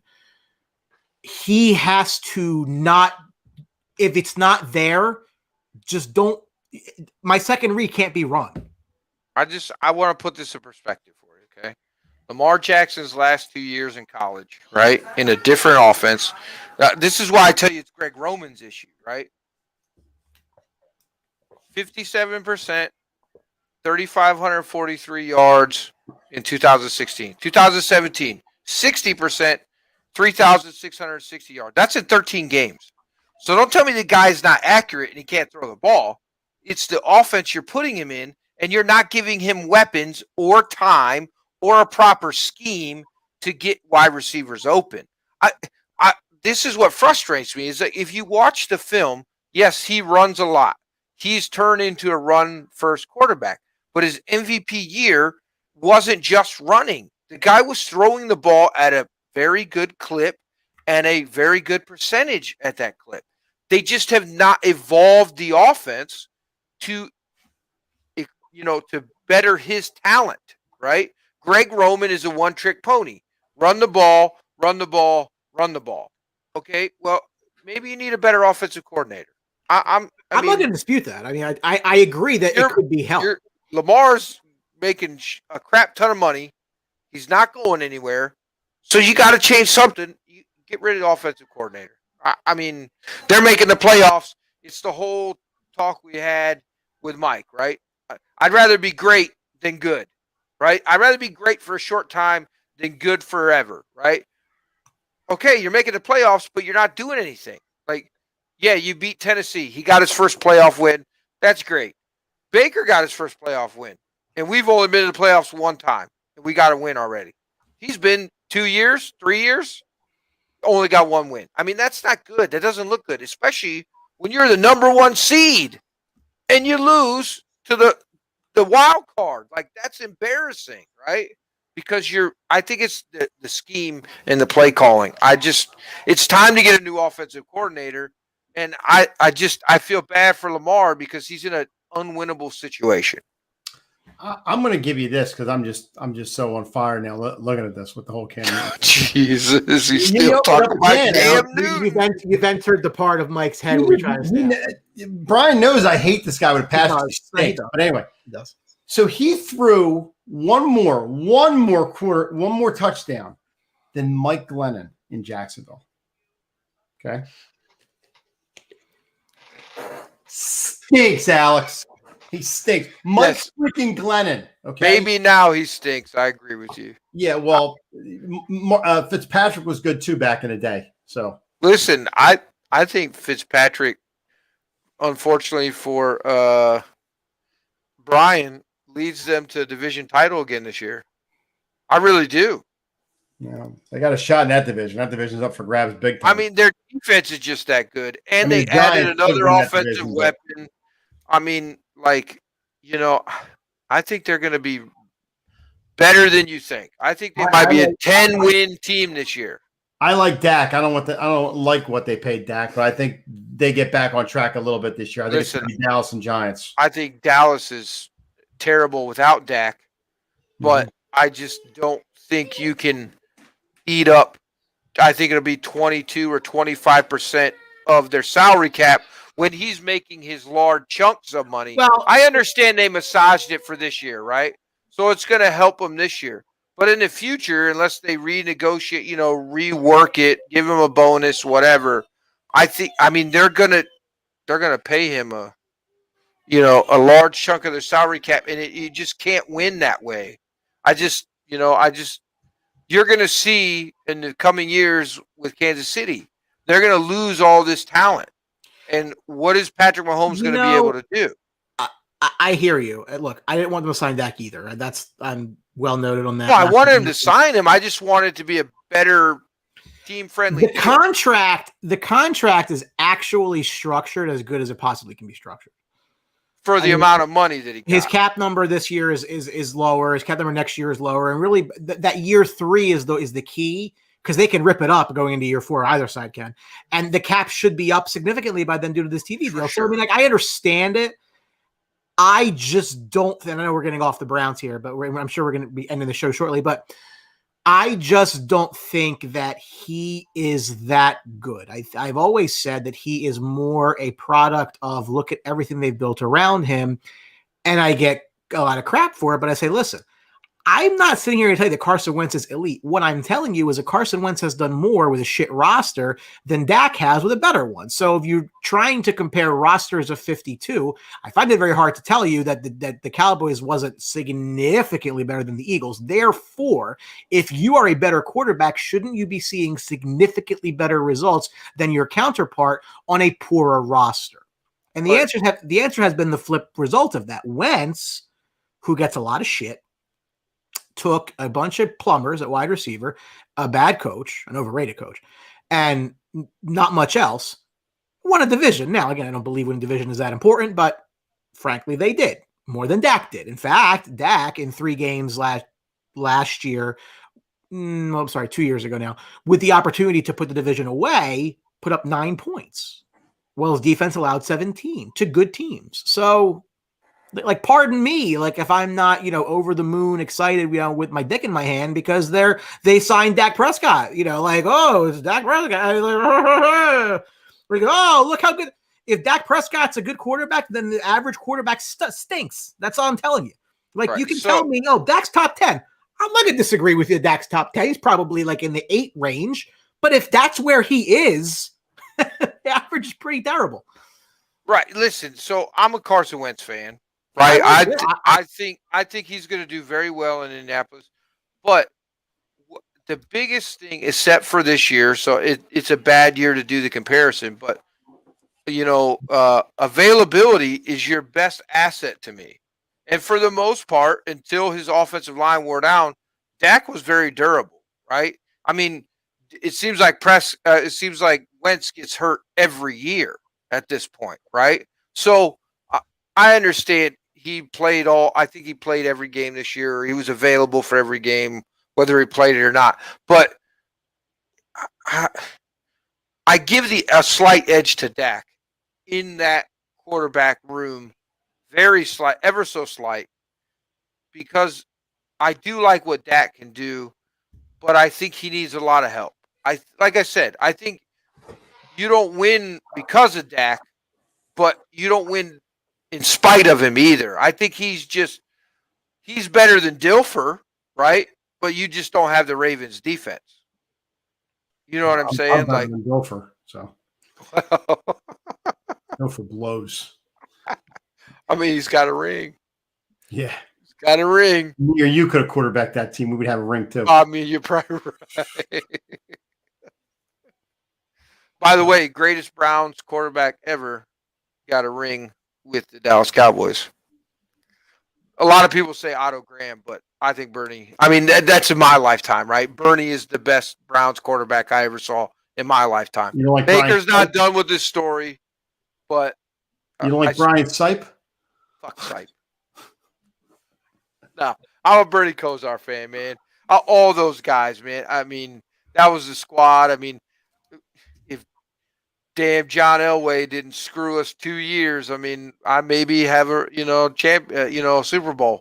No, Ernest Biner screwed you. Well, for sure. But that, I mean, listen, this is how spoiled you are, man. As a fan in your lifetime, you saw 2 Lombardi trophies hoisted, and you're worried about being good.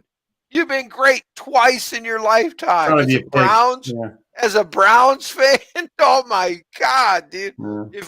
If some miracle we won a Super Bowl this year, I think you would see a record number of deaths in Ohio because people have finally got to the promised land and they die from just sheer joy. Like elderly people would die record numbers because there's people just holding on. They're like, oh my God, there's some guys probably sitting on their deathbed right now, like trying to hang on to the end of the year to hope that because the Browns got a chance. You know what I mean? We're in the conversation. Well, this year was the best because not only did we win another Super Bowl, we won it in Tampa. Tampa. Yeah, I mean, never been done. Never been done. Crazy. That's awesome. You know what I mean? So, on that note, I guess that's it for me. So yeah, no, we appreciate Alex taking the time. And guys, game-winning drive. Maybe it starts tomorrow. Maybe not. We're gonna Magic 8 Ball, see what it says. Yep. But if not, it'll start next week. And again, April's a big month for us. It's going to be a lot of draft coverage. And I'm telling you right now, draft week is going to be a blast. There'll be a 2-night mock draft Tuesday and Wednesday. There will be obviously the first round on Thursday, which is one of the, if not the most fun show that we do out throughout the year. We'll do probably rounds 2 and 3 on Friday, round 4 through 7 go. I don't even know who these players are anymore after that. So it doesn't, I'm no help to anybody, but it's going to be a lot of fun. Welcome to the team. It has been a long time coming. It's welcome aboard, Alex. Being on the same team and growing everything that we do. And game winning drive 9:00 Wednesday nights. Make sure you're checking it out. Yep. Go Browns. That's right. Brownies. There you go. All right. So, Alex, thank you. Appreciate it. And we will wrap this baby up. Mike, long show, good show. A lot of good content. Always good shows. Always good shows. That's what we do. So, we want to thank you for watching us as normal. But before we get out of here, Brian will give you a little bit of CrowdPlay. CrowdPlay. Get crowdplayapp.com, Apple App Store, Google Play. Use code The Box, get 10 points. ReMax Community, Dave Birnbaum. Buy a house, rent a house, sell a house. Dave's your guy. Make sure you check him out. Showcase Sports in Hamilton on 12th Street. Gotta love it. Make sure you go there. Tell them we sent you. They'll take good care of you there. Yeah. Thank you, Daniel. We appreciate it. Always a pleasure doing a show Tuesday night. Thank you for watching the phenomenal, highly opinionated show. I can't wait for draft week. It's going to be phenomenal next week. We all get hyped for that. Hopefully, well, not that the Bucs need to make a huge pick this year because I'm living off Super Bowl last year, but that's fine. So for myself, Hamilton, Mike Galletta, and Brian the Ranger Attard, and the highly opinionated crew, thank you very much for watching, folks. See you next week. See ya.